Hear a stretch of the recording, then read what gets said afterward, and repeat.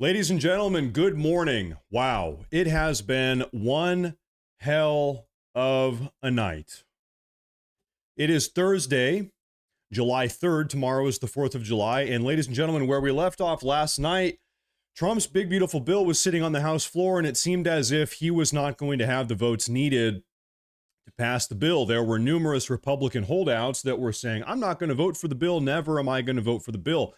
Well, President Trump, his entire presidential administration, and House Speaker Mike Johnson, they were cooking all night. They were busting heads in, figuratively speaking, of course, hopefully not literally. And they got the votes. Overnight, they got the votes. In fact, it seems as if they got every single vote. I'm not sure what they had to say to get these votes, but as it currently stands, the narrative is this. The narrative is this. They have the votes to pass this bill. This vote is taking place any minute now, any second now. Could happen in 2 minutes, could happen in 20 minutes. So we're going to be doing some live breaking news coverage again today. Now, there is a little bit of a hang-up. House Minority Leader Hakeem Jeffries, we call him Dollar Store Obama, Budget Obama, Hakeem Jeffries, he is currently, effectively, he is filibustering. There's another word for it when it happens in the House. The filibuster is in the Senate. But effectively what he is doing is filibustering. He is up on the House floor right now. In fact, take a look at this. This is him at this very moment. He's just yapping. He has been yapping for 6 hours already. He's been yapping for 6 hours. For me and my time, it's not even 8 a.m. yet. So he's been up early morning into the morning now, just yapping and yapping and yapping, wasting everybody's time.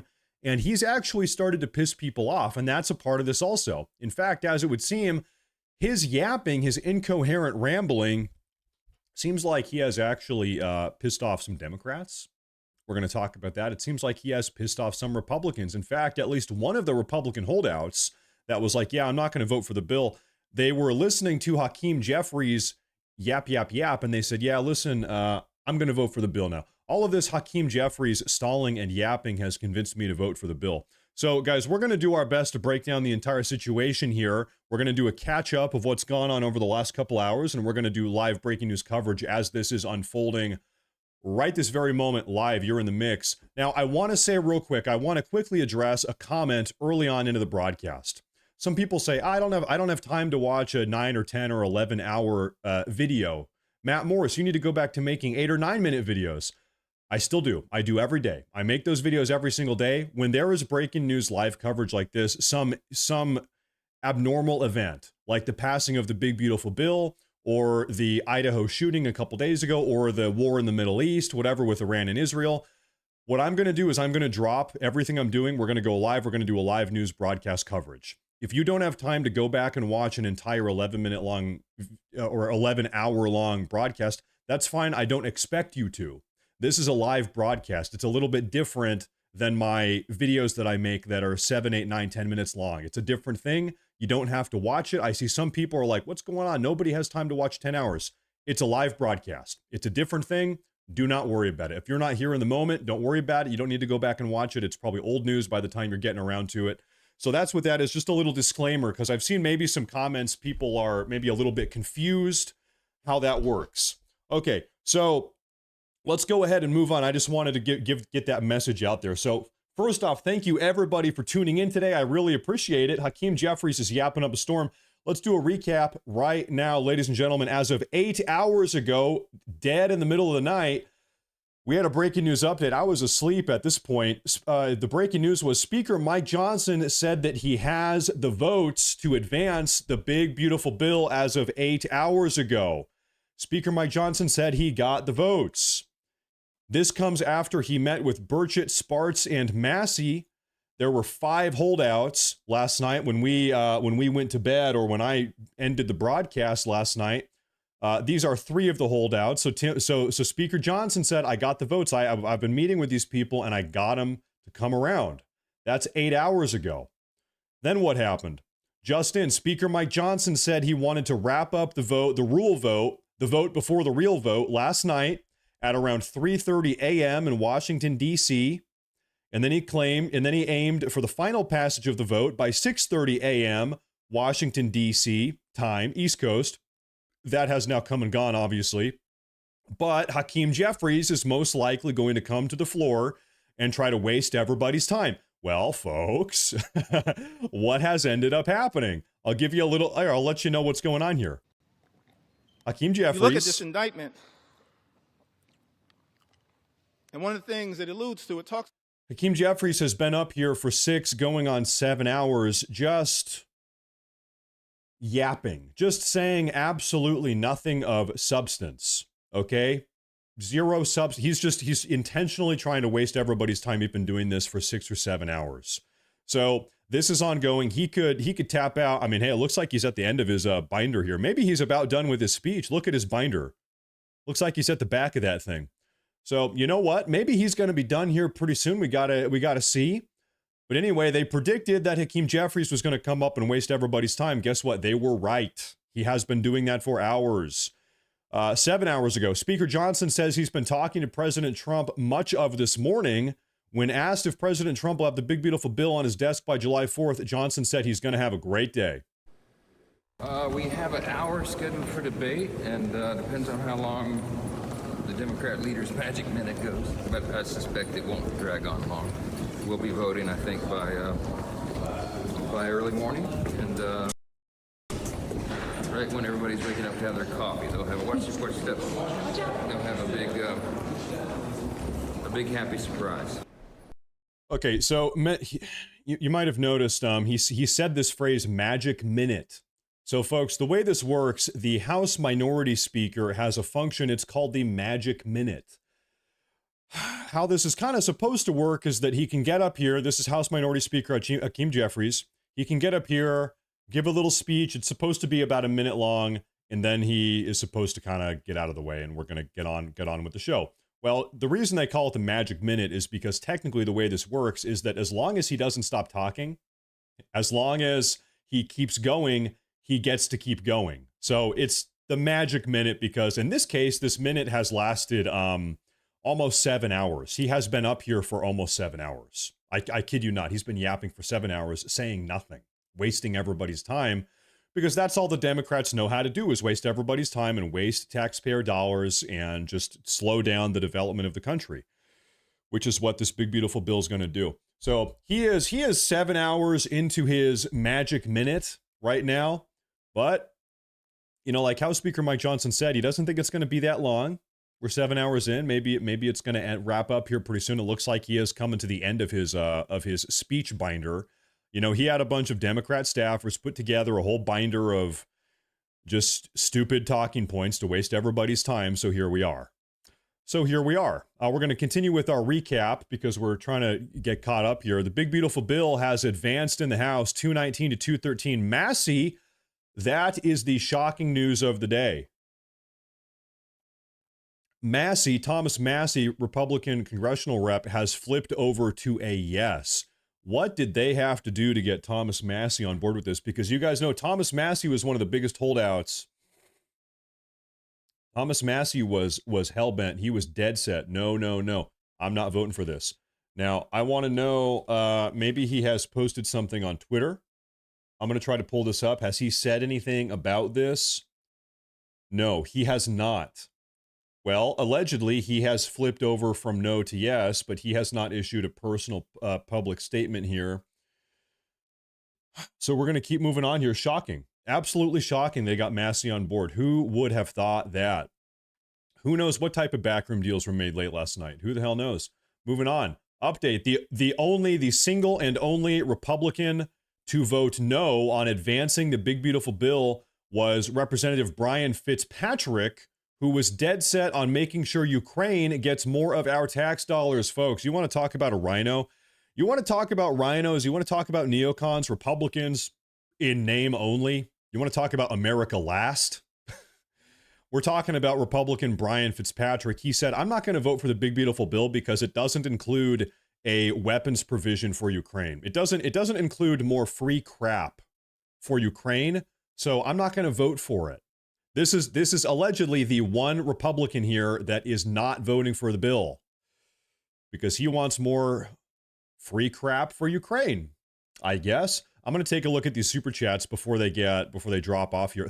Everyone, thank you for tuning in. I slept probably like 4 hours. I woke up. I didn't even take a shower this morning. I said, we're going live immediately. So, hey, nobody smell me because I did not take a shower today. Rumi with the $50 super chat. Thank you very much. That's massive. Hello, Matt, GTSY. I wasn't expecting you this early. I love your, I know, and I wasn't expecting myself this early either. I know, neither, same. We're in the same boat. Hey, I appreciate the support. Thank you very much. Guys, to me, this big, beautiful bill is a big deal. It should be a big deal to everybody. This is the bill. This is the budget that gives President Trump what he needs to really start carrying out mass deportations and to lock down the border. This is a big deal. Okay, so there's a reason I have dropped everything else. Okay, wife and kids, mwah, have a good day. Out of my way. Have a good day. I'm going to work. I'm going down to the office. Thank you guys for tuning in. This is a big deal. I want to be here. I want to cover all this as it is unfolding. East Tennessee Patriot Matt, I love the live broadcast. Thank you very much. Thank you for tuning in. Thank you for the super chat. Thank you for tuning in. Likewise to everybody else. Thank you very much. And I'm still having my morning coffee here. Alan Fowler says, love you, man. Been with you since you started playing. Wow. Glad to see you here at live. Keep up the great work and make America great again. The wow days, the video game days, a long time ago. Thank you, Alan. Thank you. I'm happy you've been around for so long. Thank you very much. Let's keep moving on with our recap here. Guys, thank you very much for that. I appreciate that a lot. Now, on the House floor, as of 5 hours ago, Dollar Store Obama, a.k.a. Hakeem Jeffries, is now whining on the House floor about the big, beautiful bill. His stunt full of crocodile tears will last around 1 hour. If only. Oh, man, 1 hour. That was a little bit, let me check my watch. Yeah, we're on hour 6. We're going on hour 7 here. He's been up here yapping and yapping and yapping. Yapping and yapping and yapping. 1 hour. That was an optimistic guess. We could see the final vote for the big, beautiful bill at 6:15 or 6:30 a.m. Yeah, once again, a little bit too optimistic there. If only. I need to, here, give me 1 second here. Okay, okay, we're good. Okay, moving on here. LMAO, even the Democrats are getting tired of Hakeem Jeffries droning on and on about nothing. They are now sleeping behind him as he speaks. Take a look. Members of House Democratic leadership, thankful for the leaders of every. She's back there sleeping. Hey, lady, wake up. You got to listen. Hey, you got to listen to Hakeem. Hakeem is saying something important here. You got to wake up. Pay attention. Single committee has been battling hard to push back against the cruelty that is in this one big ugly bill. Thankful for the leadership of Richie Neal. Thankful for the look at him. He's not even trying. He's just out. Leadership of Frank Pallone. Thankful for the leadership of Brendan Boyle. Thankful for the leadership of Angie Craig. I'm thankful for the leadership, the principal leadership of every single member of the House Democratic Caucus. But above all else, some members of House Democrats. So they can't even stay awake. So this must have been probably 4 a.m. over there on the East Coast when this was going on. Yeah. Or maybe, probably closer to 6. Anyway, they're not even trying. They know what they're doing. This is not productive. This is a waste of time. You know the funniest thing about Hakeem Jeffries here, he thinks he is him. He thinks he's him. Does that make sense? Hakeem really thinks that he is him. He's the guy. He's the hero the Democratic Party needs. I'm going to be the new Obama. Me, Hakeem Jeffries, I am going to be the new Obama. I'm going to save the Democratic Party. Hakeem, no, you are not. Nobody likes you. You have no aura. You have no X factor. What do you call it? You have no...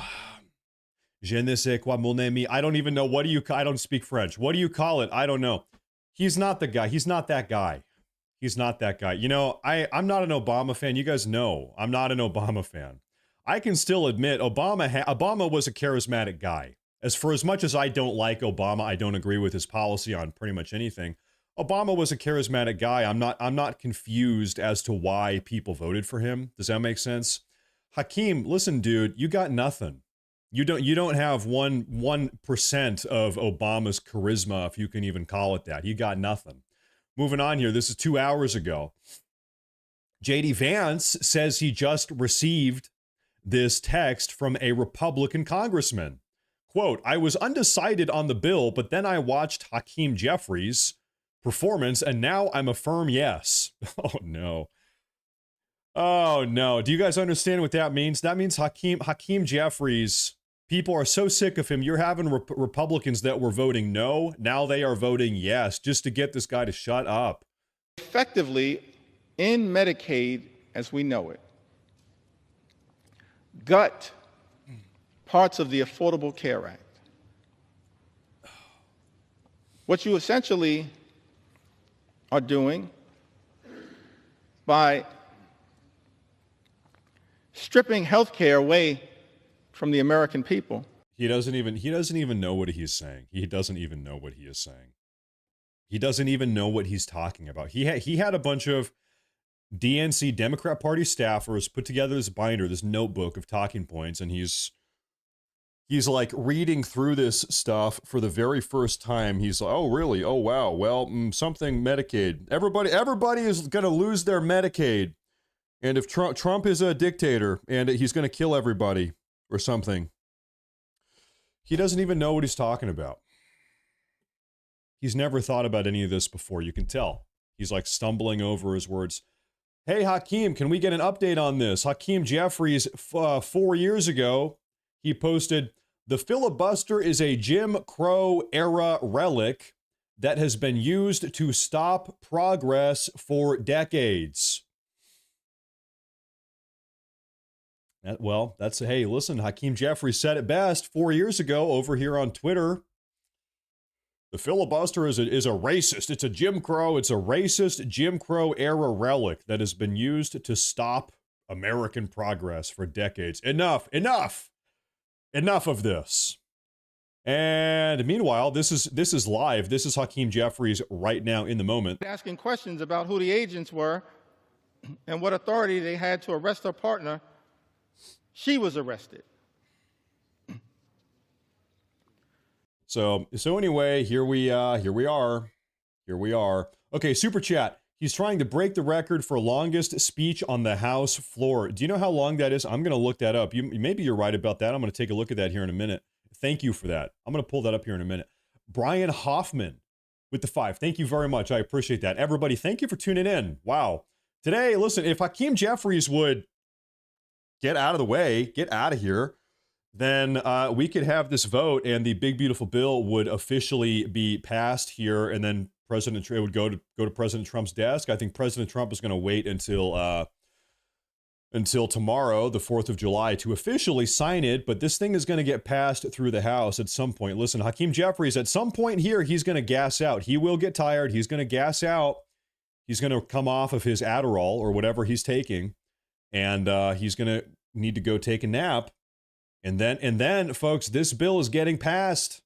He's already been doing this for 6.5 hours. We're going to keep moving on here. Thank you for the super chats. Debbie Richard says, I'd much rather listen to you talk. You know, can I tell you something? Everybody knows that, you know, nobody likes the sound of their own voice. If I ever go back and listen to my own voice, I say, oh man, how do you guys listen to me? I hate the sound of my voice. So I'm lucky you guys do it anyway, because I couldn't do it. Thank you. So thank you, Debbie. Thank you very much. This is a flashback a couple days ago. 1 month ago, Hakeem Jeffries got called out outside the Capitol building on the Capitol grounds about his lies about the big beautiful bill. Take a look at this. Hey, Hakeem, why are you lying about the cuts to Medicaid? Saying that there are cuts to Medicaid when there clearly aren't. It seems. Do you want illegals to have taxpayer-funded health care?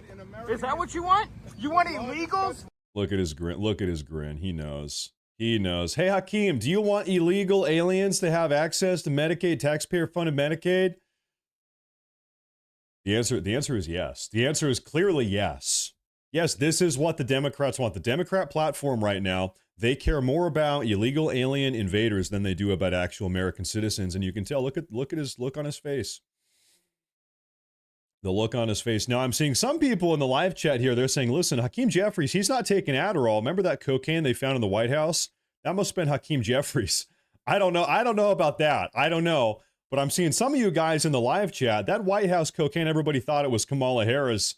I think it might be Hakeem Jeffries, because here he is out here. Speaker. This is live. Story of Narciso Barranco.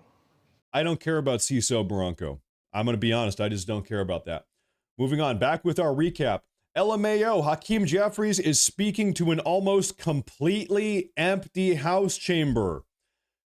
They just strategically placed a few Democrats behind him to make it look like he's got support. No way. Take a look. Minimal suspend. House will be in order. Please take your conversations outside the chamber. Look at this. Look at this. Listen, this is just so typical for the Democrats. It is performative.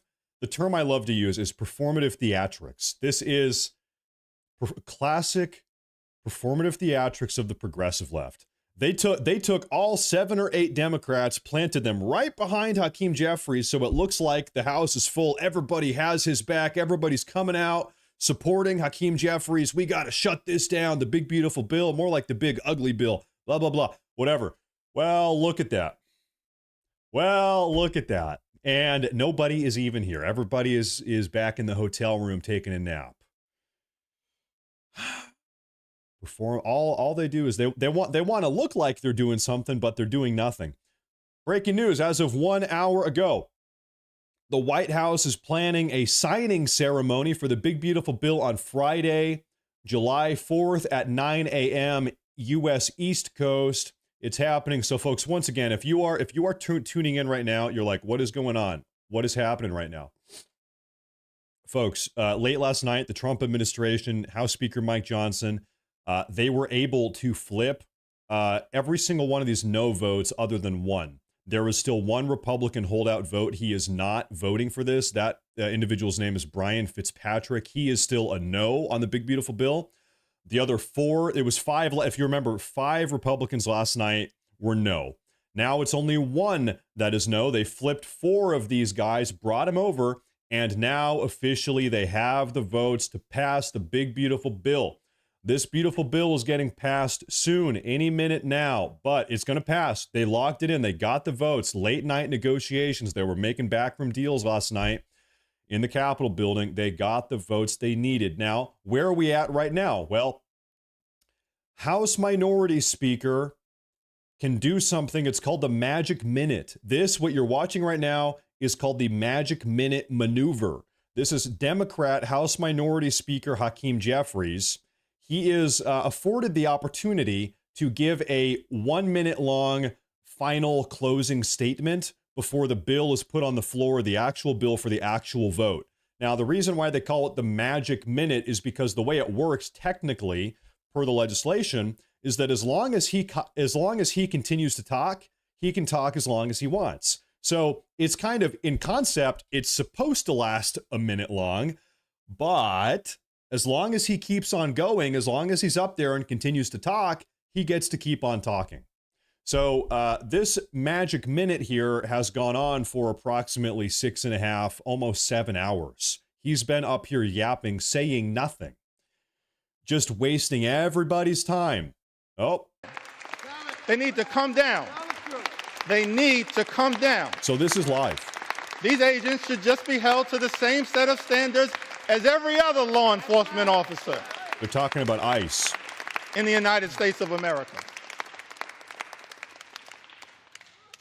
And if you don't understand the righteousness of... So anyway, he's just been complaining for about 7 hours now, almost 7 hours. He's going for the record. Okay, so I want to know, somebody brought this up a minute ago. Give me 1 moment here, folks. I'm going to try to figure out, what is that record? What is the record for the longest speech on the House floor? I got to turn on the air conditioning here, too.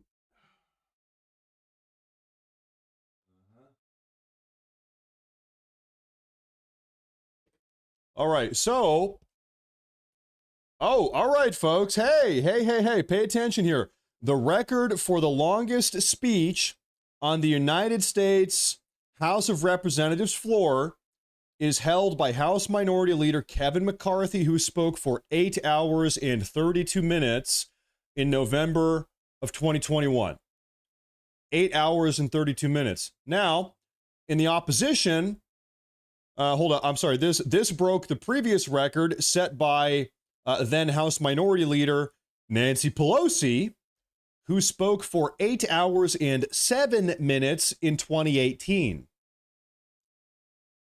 So the current record is 8 hours and 32 minutes is what this is. Now, if you guys want to be super technical here, what Hakeem Jeffries is doing right now is technically not a filibuster. He's abusing the magic minute rule, which only the House Minority Speaker can do. He's abusing the magic minute. The filibuster is in the Senate specifically. That's a Senate maneuver. The filibuster is in the Senate. Now, you all remember a couple months ago, we had Democratic Senator Cory Booker, who spoke for like, how long? He was up there for like a day, like 24 hours or something. Like, it was crazy. Anyway, but that's in the Senate. This is the House. This is not, technically speaking, it's like effectively the same thing, but this is technically not a filibuster. It's an abuse. It's a House Minority Speaker, House Minority Leader abuse of the magic minute, which has now gone on for almost 7 hours. Now, the record, like we just said, I think this is probably the best theory that we've seen. The record is 8 hours and 32 minutes. He probably wants the record. So he is probably looking to go for another hour and a half, maybe 2 hours, something like that. So, hey, we're going to be here. We're going to be here because after that, guess what happens after that? Then this bill is getting passed. Then the bill's getting passed. And we had some updates here. This is some other news coming out this morning. Take a look at this. Native-born U.S. workers gained 830,000 jobs, while foreign-born workers lost 348 per the latest jobs report for the month of June. We got the June jobs report. U.S.-born workers plus 830,000 jobs, foreign-born workers minus 348. Why, real quick, why might foreign-born workers be losing jobs? Why? That's a little bit, why? It's because they're leaving the country. If they're not getting deported, they are self-deporting themselves. They are leaving the country. There has been a mass exodus. There has been a mass exodus of foreign-born workers, illegal alien workers coming in the country, leaving. They are gone. They are gone. Now, we have a big super chat from Chris. Chris, real quick, thank you very much. He says, the fact the libs keep calling this the big ugly bill just shows their pettiness towards President Trump. They don't actually care about the bill. They just hate anything Trump does. I mean, you're 100% right. President Trump could come out here and say that, listen, hey, President Trump here, I think that every American should drink 2 glasses of water every day. It's part of a healthy diet. And then the Democrats would come out and say, drinking water makes you a racist. Drinking water. Hey, didn't Adolf Hitler drink water one time? Wow, I think drinking water makes you a Nazi. You guys know this is, and there's a word for this. The word for this is called Trump derangement syndrome. You're absolutely right. And thank you for that super chat here. This is one of these Republicans that has flipped in the middle of the night after meeting with President Trump and the Trump admin. Representative Andrew Clyde, we were talking about him a lot last night, has officially announced that he is now a yes vote. He's a yes vote on the final passage of the big, beautiful bill. This is huge, as Rep. Clyde was seen as a holdout. He said, and I quote, excuse me, I look forward to President Trump signing the one big, beautiful bill into law so we can deliver a safer, stronger, more prosperous America.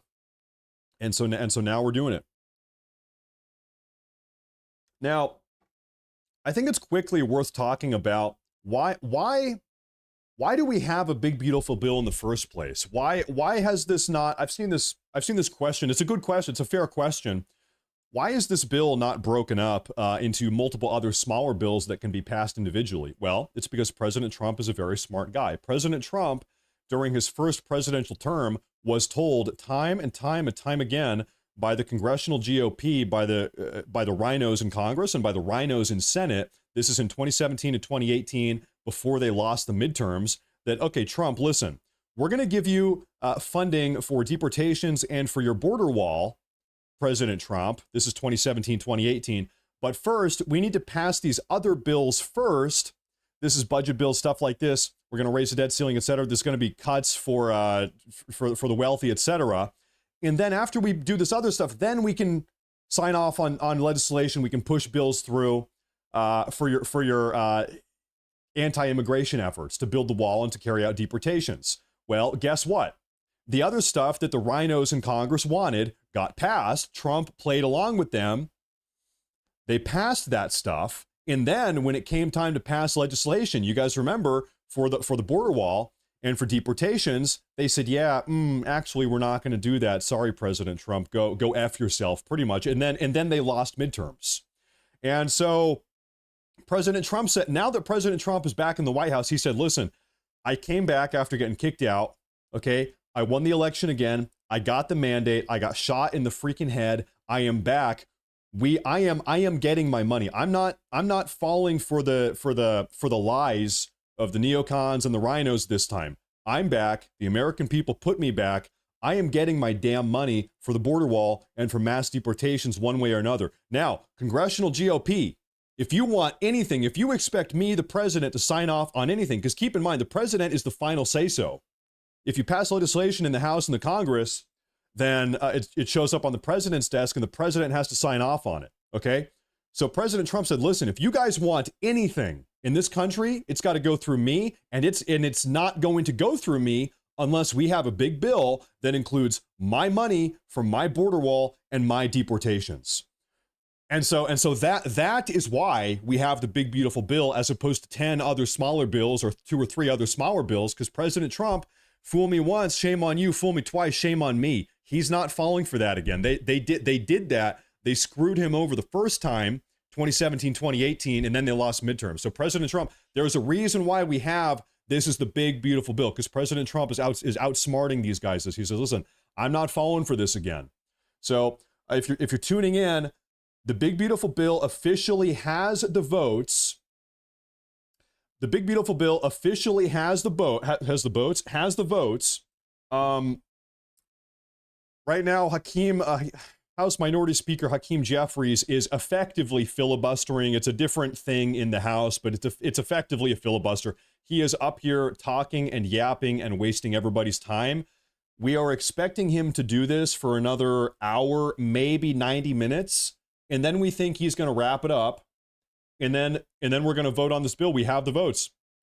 Late last night, overnight, it's like 2 or 3 in the morning, okay, 2, 3, 4 a.m. in the morning, the Trump administration and House Speaker Mike Johnson, they were making deals in the Capitol building. They got these 5 holdout Republicans that were not going to vote for the bill. They got 4 of them to flip over to vote for the bill, to say, yeah, I'm going to vote for the bill. One of them has still refused to vote for it. One of them is not going to vote for it. And the reason why, that individual's name is Brian Fitzpatrick. He is a Republican. And allegedly, he is not voting for this bill, the big, beautiful bill. Every other Republican is. He is not. And the reason why is because, allegedly, it doesn't have any funding provisions for Ukraine. He's a big, staunch supporter of Ukraine, allegedly. And that's why he's not going to vote for this, because it doesn't include any funding for Ukraine. Now, and by the way, I see somebody in the live chat says Massey, they got him to come over. Allegedly, it's all kind of tentative here, but allegedly Massey is on board. Every report that I'm seeing is saying that Thomas Massey is coming over, which is absolutely shocking. I don't think anybody expected that. But listen, there's the crazy thing about these neocons. These neocons and the Democrats also, they care more about the borders of Ukraine, for instance, than they do about the borders of America. They care more about protecting Ukraine sovereignty than they do about American sovereignty. They would rather see America get invaded and overrun by a foreign force, which we have been, by the way. We've got 50 million illegal aliens. They would rather see America get invaded then Ukraine get invaded. It's like, listen, hey, when we say America first, who's with me? America first. Ukraine, that's great. Maybe we talk about that later. I don't know. Who knows? But right now, we got to talk about America. We're talking about America. America first. That's what we're talking about here. Now, we have some recaps here. I'm gonna run through this stuff here also. Some recaps. After this is an update 4 hours ago. After the big beautiful bill advanced around 3 in the morning, 2:19 to 2:13, not 2:20 because Brian Fitzpatrick didn't want to do it. So it's 2:19 to 2:13. Hakeem Jeffries is going on hour 3 of rambling in debate. This is him rambling 3 hours ago, 4 hours ago. Oh, my headset turned off. And so, folks, this video is from 4 hours ago. It said he's been going for almost 3 hours, which means he's been doing for 7 hours already. Now it's got to be 7 hours. And so everybody's asking, how long is he going to keep on talking? Well, the current record for the longest speech on the House floor is 8 hours and 32 minutes. 8 hours and 32 minutes. The betting money right now says that Hakeem Jeffries wants to break that record. He's at about the 7-hour mark right now. The idea is he wants to go for 8 hours and 33 minutes or something like that to break the current record. So he might be doing this for another hour and a half. That's what I think probably. Opposite. Does it make life more affordable, Mr. Speaker? It makes life more expensive. The gentleman suspend. House will be in order.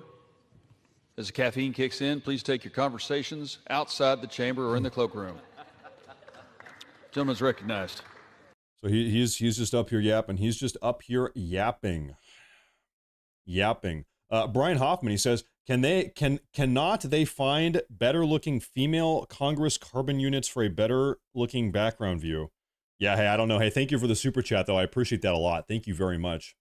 We have over here, Democrats are getting tired of Hakeem Jeffries' hours-long debate to stall the big, beautiful bill. We saw this video, but I'm going to play it again because it is funny. Members of House Democratic leadership, thankful.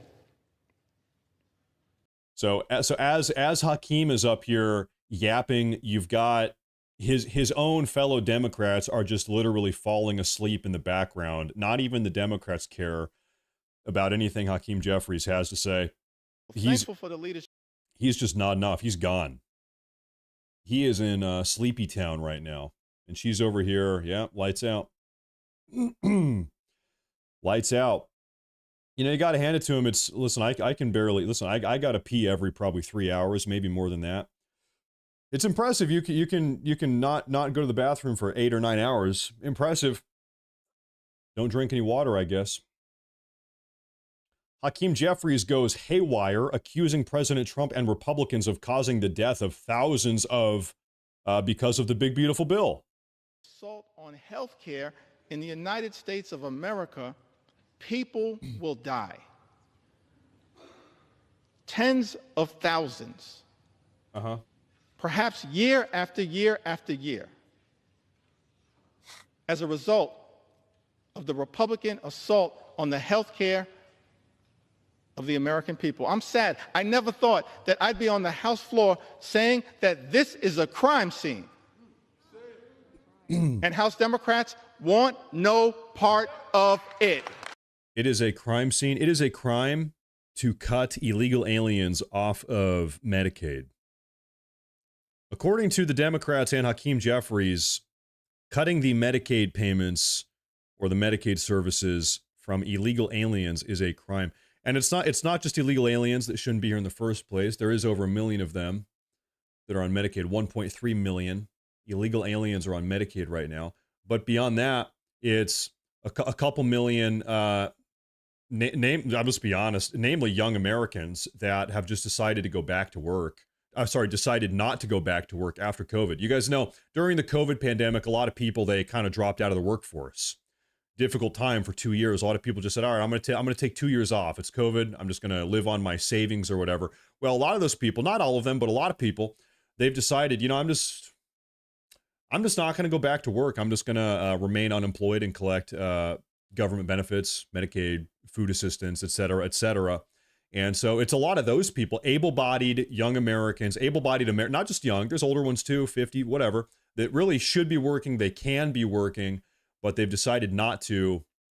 After the pandemic, they never went back to work.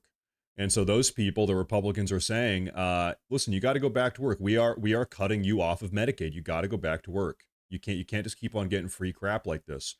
Kind of taking advantage of the system. Now, there was super chat here. Where did this one go? This one right here. Fred Samuel, Coke don't last that long. He has to be on meth. You know, okay, to be fair to Hakeem Jeffries, and I don't know why I would ever be fair to Hakeem Jeffries, but it's really not that hard to talk for 8 hours straight. You know, yesterday I did it for 11 hours here on the broadcast. and I didn't smoke any meth at all yesterday. So, yeah, it's, you know, it's not impossible. He's probably just having some caffeine, you know. Anyway, then you have this one here. Or maybe he's doing coke. Who knows? Who knows? Or Matt, who knows? Who the hell knows? With these Democrats these days, who the hell knows? Justin, J.D. Vance says a House Republican who was undecided on the bill texted him now that he is a firm yes because of Hakeem Jeffries' performance. We saw that. Hakeem Jeffries' performance up here is ticking off Republicans who would otherwise vote no on the bill. Hakeem Jeffries is fuming that Republicans have flipped their votes. Take a look at this. Oh, this will be a good one. How was it that a few hours ago, several of my Republican colleagues had principled opposition to Donald Trump's one big, ugly bill? Several hours ago, how is it that so many of our Republican colleagues, Mr. Speaker, had principled opposition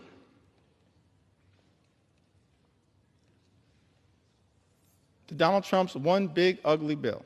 How is it?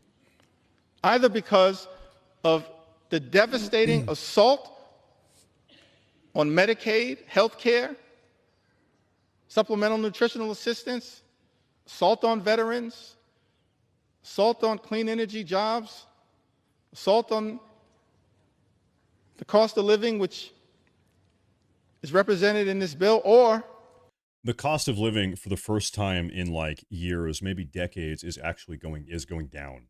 For the first time in perhaps my entire life, over the last 6 months, it has gotten slightly cheaper to go about your day-to-day business because of President Trump, really because of President Trump's economic policies.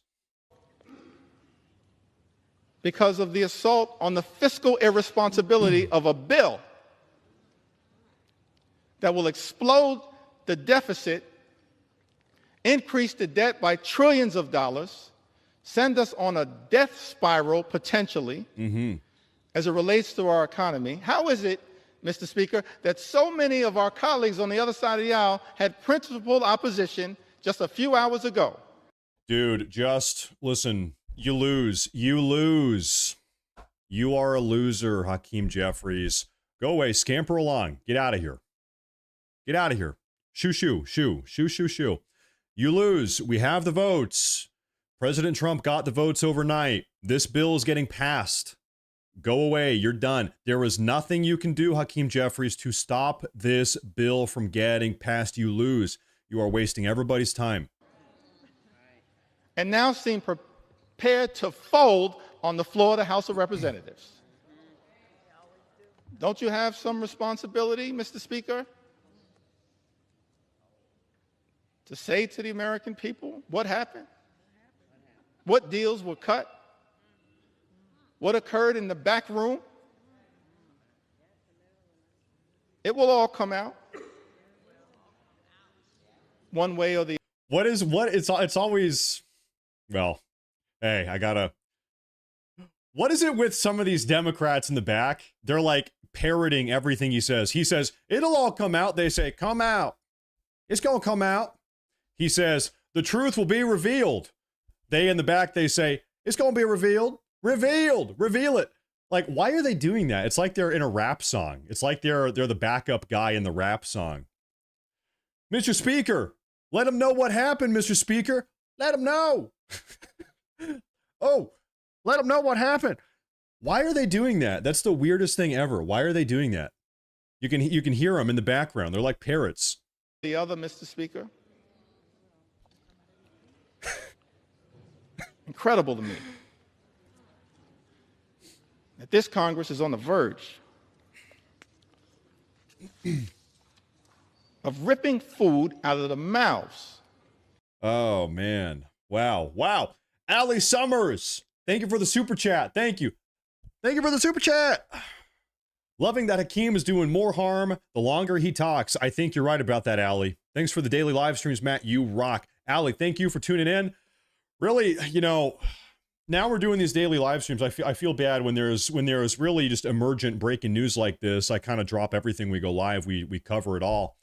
But you know, the goal, the long-term goal, really the plan is to do a 2 or 3 hour long stream every day and then also keep on making my videos. But when you have stuff like this going on, we got to talk about it. We got to cover it. We have a Fox News article. Allie, thank you for that super chat. Jeffries is stalling President Trump's big, beautiful bill for hours. The House GOP hours after the House GOP mutiny breakthrough. Trump got these guys in line. He got these Republicans in line. And now the bill is getting pushed forward. The House of Representatives' progress on President Donald Trump's big, beautiful bill. What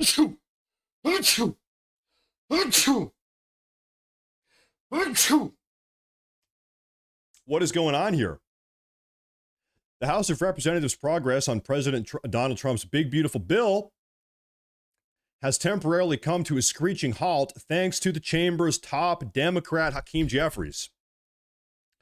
House Minority Leader Hakeem Jeffries, Democrat from New York, began speaking in the chamber minutes before 5 a.m. Hold on, I want to do the math on this. It was minutes before 5 a.m. East Coast. That is, let's call it 2 a.m. because I'm on the West Coast, so 2 a.m. West Coast. That puts him at 6.5 hours. He is at 6.5 hours. Guys, he's going to be talking for another 2 hours.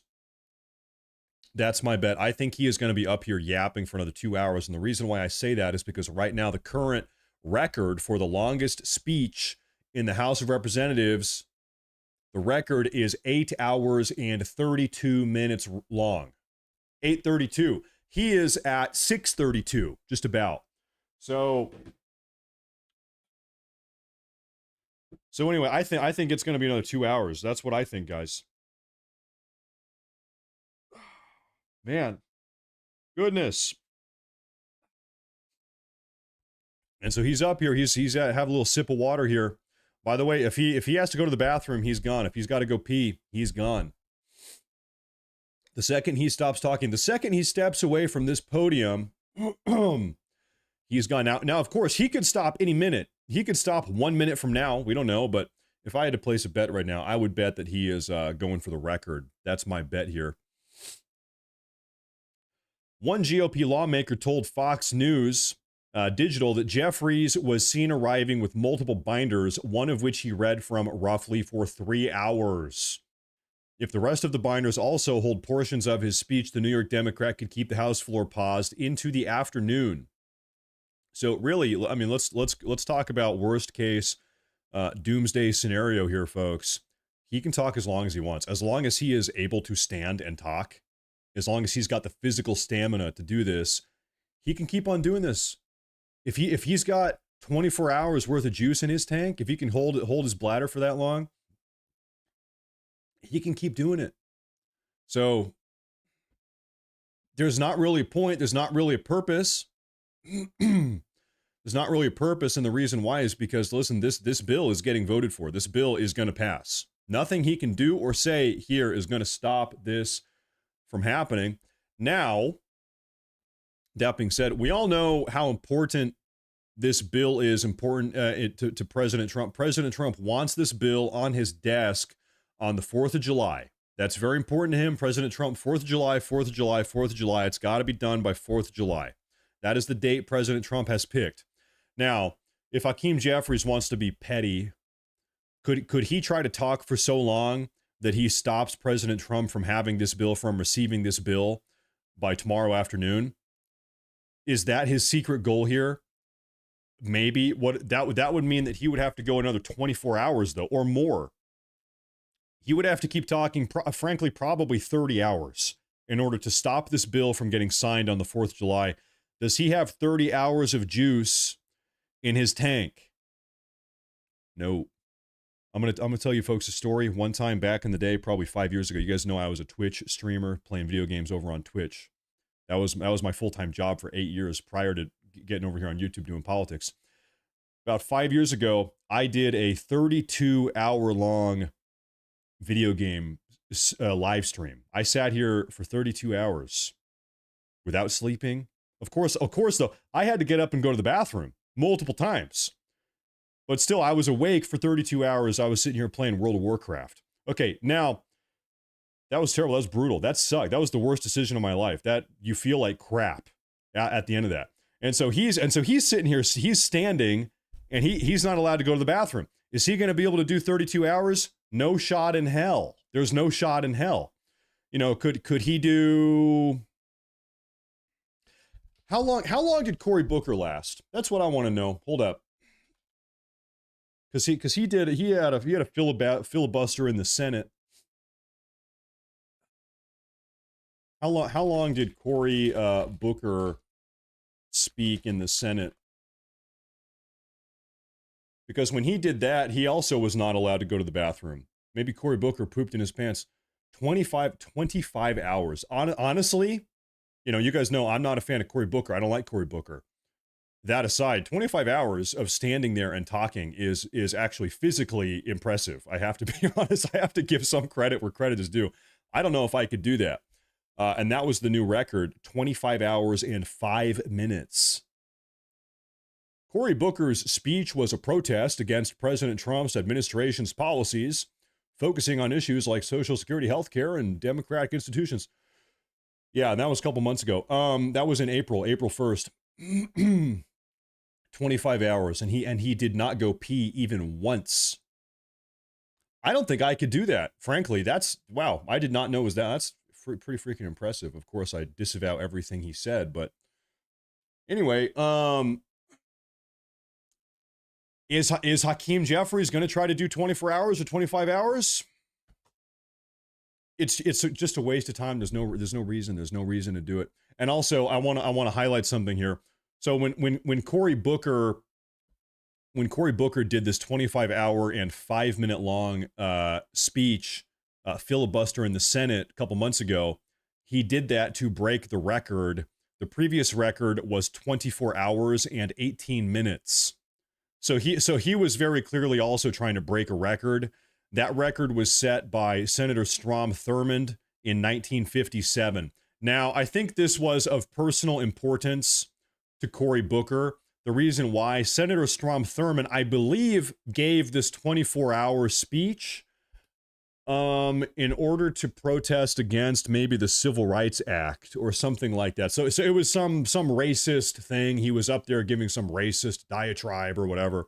And so Cory Booker wanted to take that record away from the evil racist Senator Strom Thurmond. And so that's why he did this. That was part of his motivating reasoning here.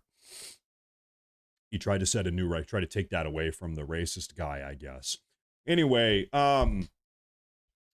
now in the House, though, the record in the House is set by Kevin McCarthy 4 years ago, 8 hours and 32 minutes.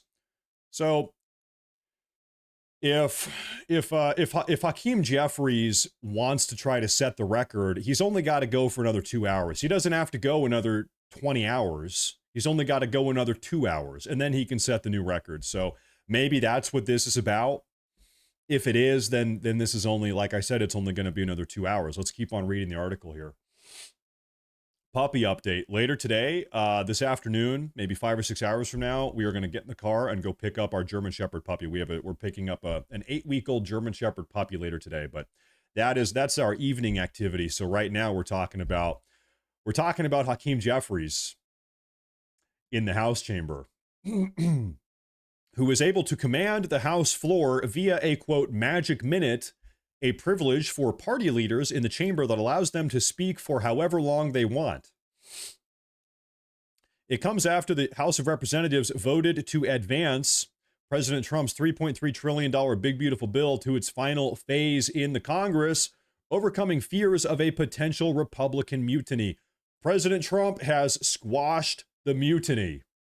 I always think of like pirates on a pirate boat. President Trump got out his pirate sword and he squashed the mutiny, is what happened at 3 a.m. It's a significant victory for House Speaker Mike Johnson, but the fight is not over yet. Lawmakers voted to proceed with debate on the mammoth-sized Trump agenda bill in the early hours of Thursday. I'm losing my voice. A mechanism known as a rule vote, teeing up a final House-wide vote sometime later today. Listen, this final House-wide vote on the big beautiful bill, folks, that is happening the second Hakeem Jeffries gets the hell out of the way. The second Hakeem goes away, what is he yapping about? Oh, my freaking headset turned off here. They're giving a standing ovation for something. What is he talking about? We'll tune in here in a second. What's going on? The men and women. No better hype person than Frederica Wilson.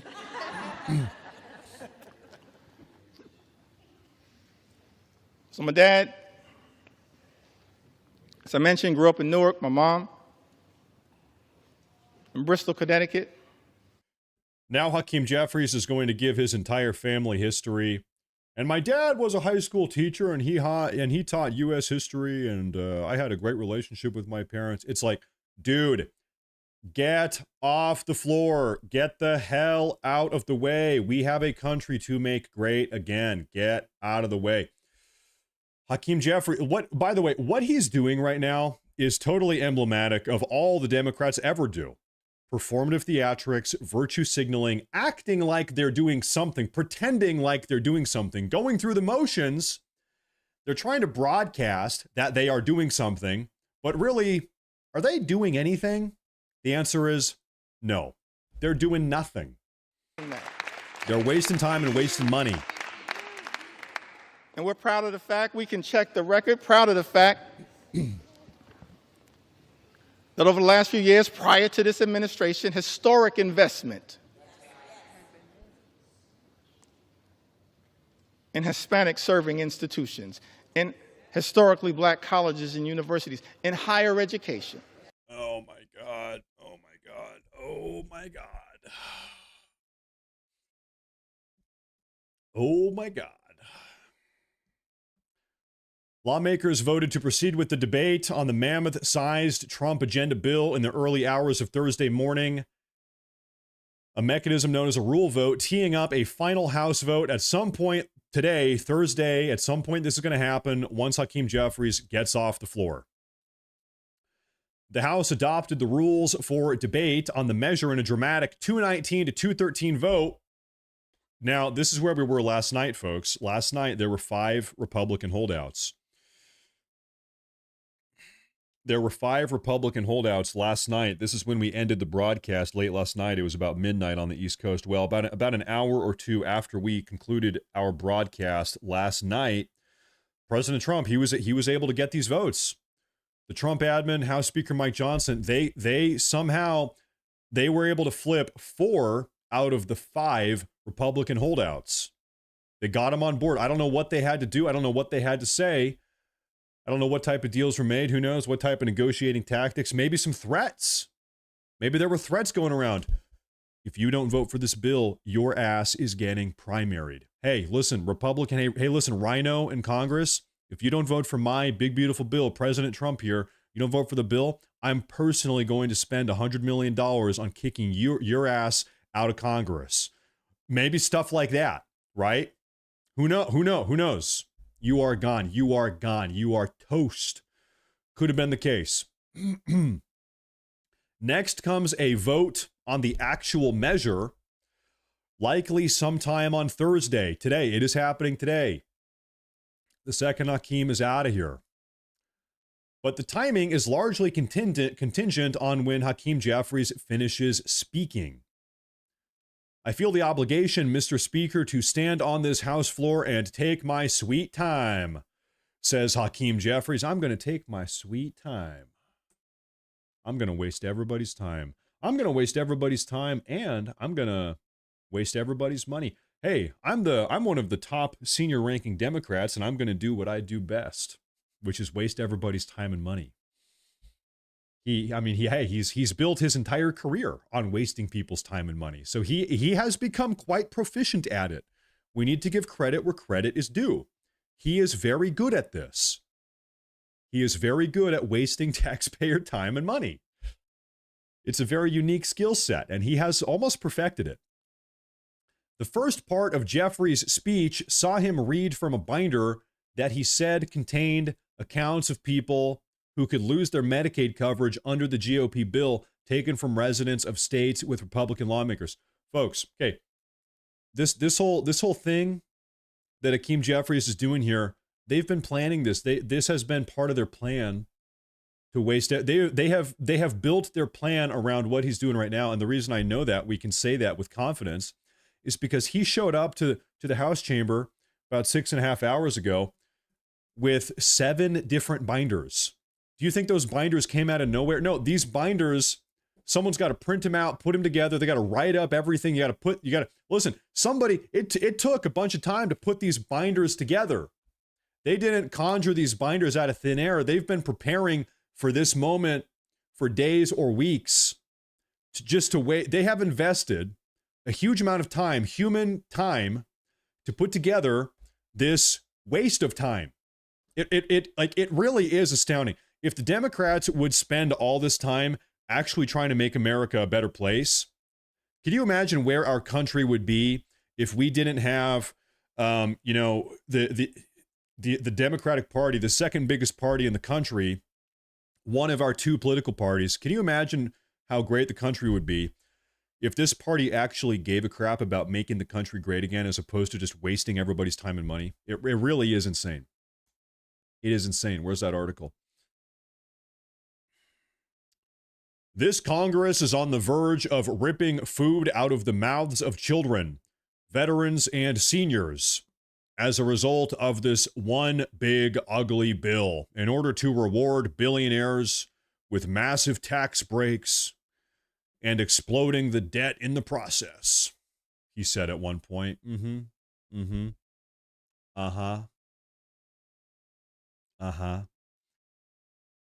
Jeffries called it, quote, one big ugly bill. That, quote, our Republican colleagues are trying to jam down our throats, trying to jam down the throats of the American people that will undermine their quality of life. The budget reconciliation process, which Republicans are using to pass the bill, is a mechanism that allows the party in power to completely sideline the minority in most cases. That's right. That's right.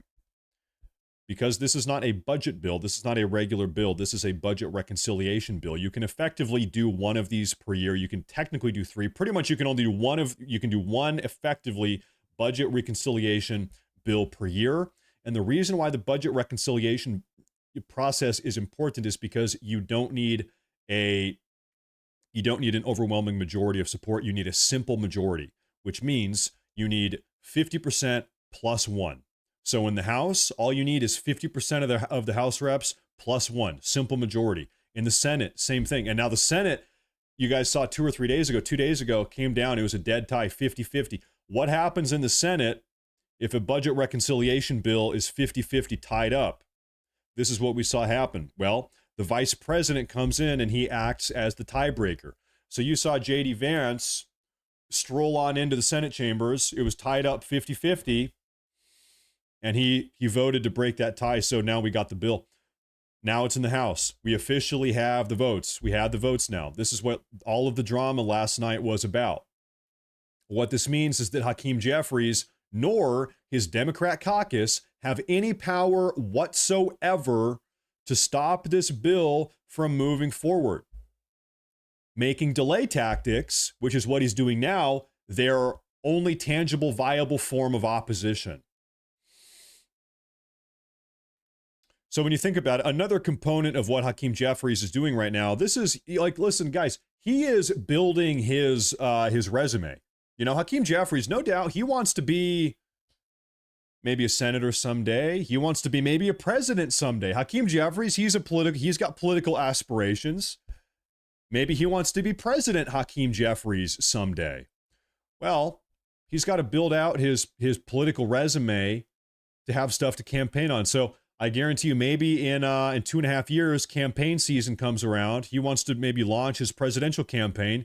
He's going to be talking about, he's going to be saying, and remember, Democrat voters, remember the time that I spoke on the House floor for 9 hours in opposition of the evil fascist President Trump, white supremacist, neo-Nazi, big, evil, beautiful, terrible, ugly bill. Remember that time? So he's in a way, he's already campaigning here. He's building out his resume. He's not doing this for no reason. Now, of course, functionally, this is a total waste of time. This is not going to stop anything. This is an exercise in futility, okay? But he's building out his resume. There's a reason why he's doing this. This is a little bit self-serving here. No doubt about that. The vote had been stalled for hours since Wednesday afternoon, with 5 House Republicans poised to kill the measure before lawmakers could weigh the bill itself. That was where he left off last night. Several members of the conservative House Freedom Caucus and their allies, meanwhile, appear to be ready to skip the vote altogether in protest of the GOP leaders' compromise on the bill with the Senate. Well, but both House Speaker Johnson and Trump spent hours negotiating late into the night, apparently to some success, and not some success, almost complete and total success. Johnson and Trump and various other members of the Trump administration, they were up until the early hours of the morning over there on the East Coast, 2, 3, 4, 5 a.m., getting these guys in line, come back, vote for the bill, vote for the bill. And you know what? It worked. They say there were 5 Republican holdouts last night when everybody was going to bed. Guess what? Now there's only 1. They were able to flip 4 of these guys. So right now, there is, to be very clear, there is only 1 Republican in Congress right now, in the House, that is not voting for this bill. Every other Republican is voting for the bill. They got all of them other than 1. The one, who is it? His name is Representative Brian Fitzpatrick. Brian Fitzpatrick is the one Republican in the House of Representatives that is not voting for this bill. Why? Why is he not going to vote for the bill? Well, allegedly, this is what I'm reading from it. Everybody's talking about this. I want to say allegedly, though, because I guess we don't know for sure. But this is what everybody is reporting, is that Brian Fitzpatrick, Republican, Representative Brian Fitzpatrick, he is unhappy that this bill does not include a spending provision for Ukraine.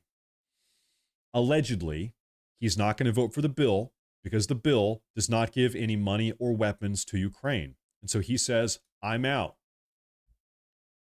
So everybody over here is talking about America first. He says, no, Ukraine first. No, Ukraine comes first. Great. But anyway, we don't need him. Everybody else has flipped. Allegedly.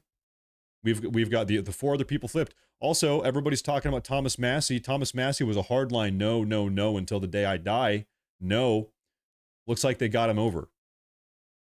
We're going to have to wait and see until the final vote comes down, but as it seems right now, they got him to come over. To be decided. But the process could still take hours.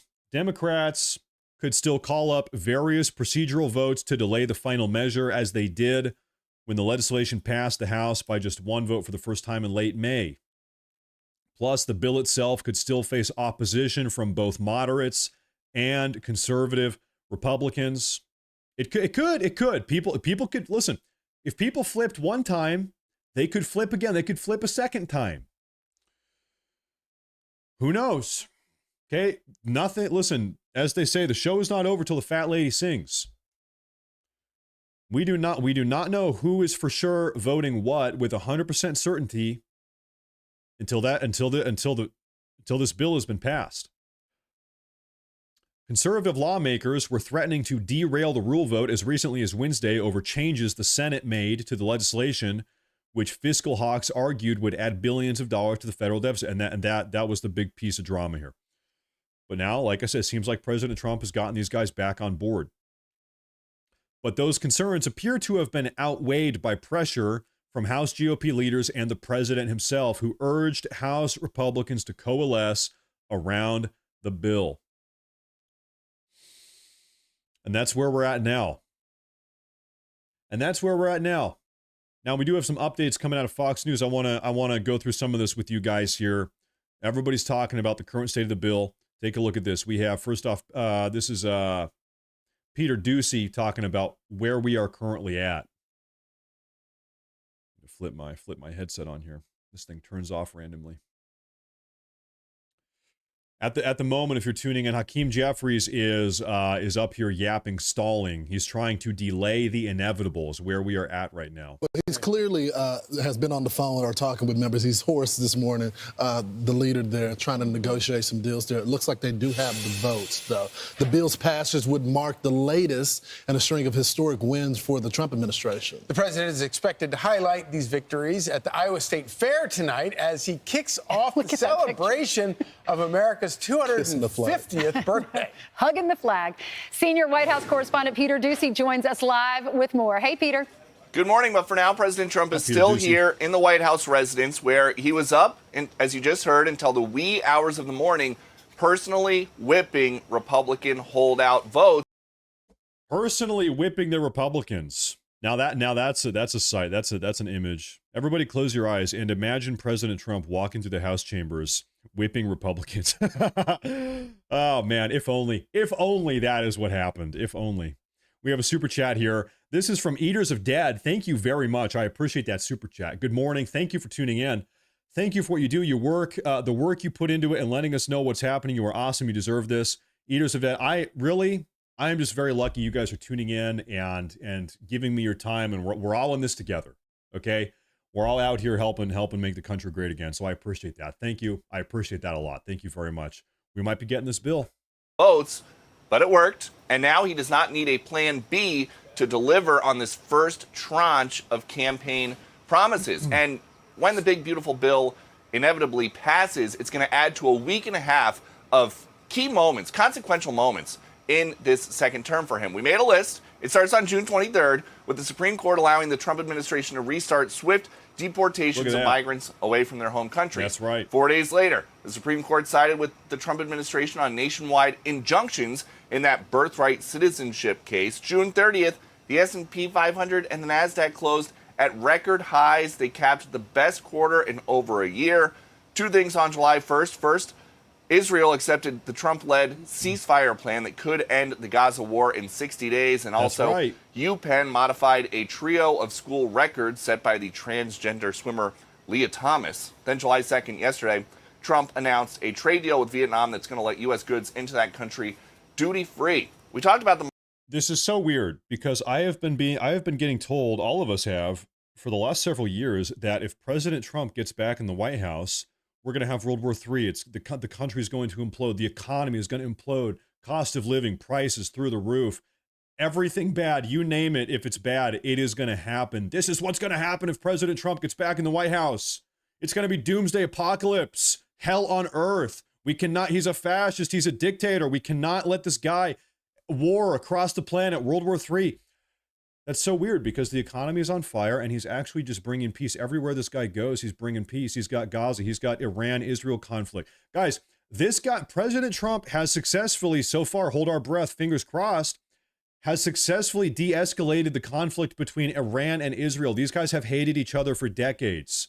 This is probably the most difficult conflict in the world to de-escalate. President Trump did it. Now he's talking about Gaza. We did India and Pakistan.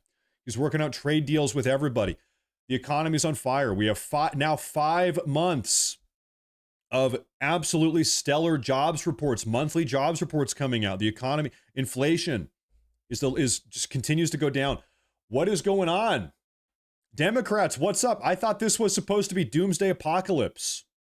Turns out they were wrong. Markets, look at this. the all-time highs. S&P 500, 6227. The NASDAQ, 20,393. President Trump also feeling good about border security. He posted this last night. Congratulations, America. The June border statistics are in, and once again, they are the lowest recorded numbers in United States history. The U.S. Border Patrol reported 0 releases of illegal aliens into the country. And the president has been very excited ever since he got back here about the next year's America 250 birthday celebration. The countdown to that begins tonight in Des Moines, Iowa. But the president is not going to leave the White House until this afternoon. So that America 250 celebration, we believe, is also going to turn into somewhat of a big, beautiful bill celebration, because it's going to be the president's first time in front of a crowd since we believe it to, since we think it will have passed between now and then. Back to you. Yep. Peter, thank you. Thank you, Peter. I'm Steve Ducey. Oh, whoops. I'm Steve Ducey. Okay, now, Stephen Miller, folks, I want to show you something here. Stephen Miller posted really just a great tweet. I want to read this with you guys. This is 12 hours ago. From Stephen Miller himself. President Trump pledged to seal the border, and he did. President Trump pledged to end DEI, and he did. President Trump pledged to dismantle the trans ideology, and he did. He pledged to get men out of women's sports, and he did. He pledged to get the woke mind virus out of the military, and he did. He pledged to take on the corrupt colleges, and he did. He pledged to stop inflation and unleash American energy, and he did. He pledged to take our jobs back from China and from various other foreign nations, and he did. He pledged to end the weaponization of the government, and he did. He pledged to reassert control over the rogue bureaucracy, and he did. He pledged to seek security and peace in the world, and he did. He pledged to restore democracy, and he did. One vow brought to life after another, day after day after day after day for 10 years, and he did. Derek Rogers, thank you very much. Thank you. And he did. Thank you. For 10 years, the communist left tried to stop him at any cost. They tried to frame him, defame him, bankrupt him, and jail him. They went after his family, his friends, and his closest allies.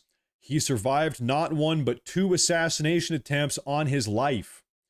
He endured one wicked witch hunt, hoax, persecution, and campaign of fraud and destruction after another. Comey and Clapper and Brennan and Mueller and Schiff and Garland and Smith, all of them. He overcame all of them. Never for 1 second did he bend, buckle, or bow. He was unyielding, unwavering, and unstoppable as he led the nation to a stratospheric victory and electoral landslide in November. The man in the arena. We are living through destiny fulfilled. And now we stand on the verge of enacting his agenda, America's agenda, into law. To every Republican in Congress, honor destiny's call. Honor the mandate. Honor the moment. Stand with Trump. Bring it home. Deliver the win. And guess what? Every single Republican now in Congress has decided to honor that call, other than one. Only one. I'll tell you what, man, you do not want to be the one guy. And why is this is the one guy, Representative Brian Fitzpatrick, allegedly, he is the one guy that's not voting for this bill because why? The bill did not include money for Ukraine. So you got everybody else over here has fallen in line. It's time to put America first. It's time to shut down the border. It is time to permanently shut down the border, build the wall. It is time to deport every single one of the illegal aliens. I'm not even talking about the economic stuff of the bill. Stop the invasion. Our country has been invaded. And Brian here, allegedly, this is why he's not voting for the bill. He said, actually, well, listen, I'm not going to co-sign this. I'm not going to sign off on this because we need to give Ukraine more money. Allegedly, that's why he's not doing this. Absolutely astounding. Oh, they're swapping seats. They're swapping in new Democrats here. The old ones got tired. They're bringing in new ones. Ooh. I think the last crowd, I know it's hard to imagine, but I think the last crowd looked better than this one. We have another update here. I want to play this for you folks here. J.D. Vance chimed in. Take a look at this. We're going to deliver for those hardworking families, and this bill is going to deliver great benefits to American families. This is a very exciting day for the business owner, for the middle-class American, and I just can't wait till Hakeem gets done with his little shenanigans so we can get this on the floor and vote for the American people. Right now in the House, Republicans on the brink of passing President Trump's big, beautiful bill, but they can't vote until Democratic leader Hakeem Jeffries wraps up what is turned into a marathon speech. Good morning. I'm Mike Emanuel. Bill and Dana are off. Good morning, Aisha. Hey, good morning. Good to see you. Happy 4th of July Eve. Amen. That is called a magic minute. I'm Aisha Husney. This is America's Newsroom, but it's gone on longer than a magic minute. We are awaiting. Right now, this magic minute has been going on slightly over 7 hours, maybe 7 hours and 15 minutes. That vote that could send the bill to President Trump's desk. He's waiting for it, too. This comes after another all-nighter for Republicans, where the president convinced some GOP holdouts to change their minds. Team Fox coverage. Mark Meredith is live on the Hill. But first, let's go to Peter Doocy at the White House. Hello, Peter. Good morning, and Vice President J.D. Vance is now lifting the veil on the mindset of Republican lawmakers who are stuck sitting there in the House chamber listening to Hakeem Jeffries talk before they are allowed to vote. Vance just posted this. GOP congressman just texted me. I was undecided on the bill, but then I watched Hakeem Jeffries' performance, and now I am a firm yes. Up early here at the White House, comms director Stephen Chung, who writes, Tranquilo, which means don't worry, no panikins. The One Big Beautiful Bill is a generational bill that will bring prosperity to all Americans. This is the very definition of America First and what the people voted for. And the Treasury Secretary, Scott Bessent, today is stressing that today's vote is just one part of the president's economic agenda, but it's a really big part. This is the centerpiece of President Trump's three-legged stool for the economy: trade, taxes, and deregulation. So we are working on the trade deals. One Big Beautiful Bill is the center of the tax deal, and we are constantly deregulating and unleashing American energy, American manufacturing, and letting the American people keep more of their money. At this hour, President Trump remains in the White House residence. He got good news about the bill overnight. He got good news about the jobs report that beat expectations a couple minutes ago, and he plans to celebrate it all at a one-year kickoff, countdown to a kickoff tomorrow for America's 250th birthday in Des Moines, Iowa, at the fairgrounds. That is going to be later on tonight. Mike? I see the super chat here. Republicans should just let Hakeem Jeffries talk and go home and take a nap. I think pretty much they are. A lot of them are up late. They are just, I think, snoozing right now while Hakeem Jeffries is still yapping. Big day for President Trump and his agenda. Peter Doocy live on the North Lawn. Peter, many thanks. Okay, let's go now to Mark Meredith live on Capitol Hill, getting a first-hand close-up look at all the exhausted lawmakers. Mark, what can you tell us? Aisha, yeah, it's been quite a night, and it's still going right now. Hakeem Jeffries is speaking for more than 4 hours. There are indications he's coming in for a landing, though, from some of the comments he just made on the House floor. Then we expect House Speaker Mike Johnson to pass right behind me, head back to the floor, and then give a brief speech. And then we expect the vote to actually get underway here for the president's tax and policy package. But talk about what an exhaustive effort it has been for both House and Senate Republican leadership to get to this point. President Trump making it clear he wanted this to happen by the 4th of July, a deadline that seemed almost impossible a few weeks ago. But here we are on the one-yard line where we're about to expect this bill to make it to the president's desk. We also know there's been so much wrangling happening between the White House, President Trump, and some Republican lawmakers who were concerned about changes the Senate made when it came to not only how much spending was going to happen with this, but what also would happen with Medicaid. There's been a lot of focus here on what the Senate was able to change and why the House was not getting everything that they wanted. House Speaker Johnson basically telling these lawmakers that, yes, yes, this is not a perfect bill that they may have wanted, but this is the package in front of them and that they needed to get it done. We've been talking about the Democratic opposition to this as well. They've been screaming that this is going to have a negative impact on food stamp recipients as well as Americans who rely on Medicaid because some of the work requirements that will now go into effect. Republicans say this is all about ensuring that the money, taxpayer money that is going out the door is not being wasted and not being abused. We also know that this is going to be a big focus on the midterms, Aisha, going into next year because they'll be focused to be on the tax cuts. President Trump saying he was able to extend the tax cuts, which is what he campaigned on. Republicans saying they were able to follow through with that I'm pledge setting as something well. up here, There's folks. also Give going to me be a lot 1 of minute focus here. on border security, more money for ICE, cooking right more now. money to ensure that the situation on the southern border is improved upon, something the White House, of course, has spent so much time and effort. We also are looking to see, though, what the final vote will look like if there are those Republican holdouts that will still say they will vote for this package. We don't expect the number to be very big, possibly 2, 3 lawmakers, but that's right now House Republicans expecting this to go through any moment now. Aisha? Mark, very quickly here, just so everybody at home understands, this has taken a very long time to get to this point because of a bunch of Republican holdouts, but by all accounts, it doesn't seem like they really got anything. Aisha, you're right. No, the package that the Senate passed hasn't changed back over here in the House. And members of the House Freedom Caucus, they were shuttling back and forth to the White House yesterday, basically saying, please make some changes. We want to go back to reconciliation. But that was considered a non-starter for both Trump as well as Republican leadership.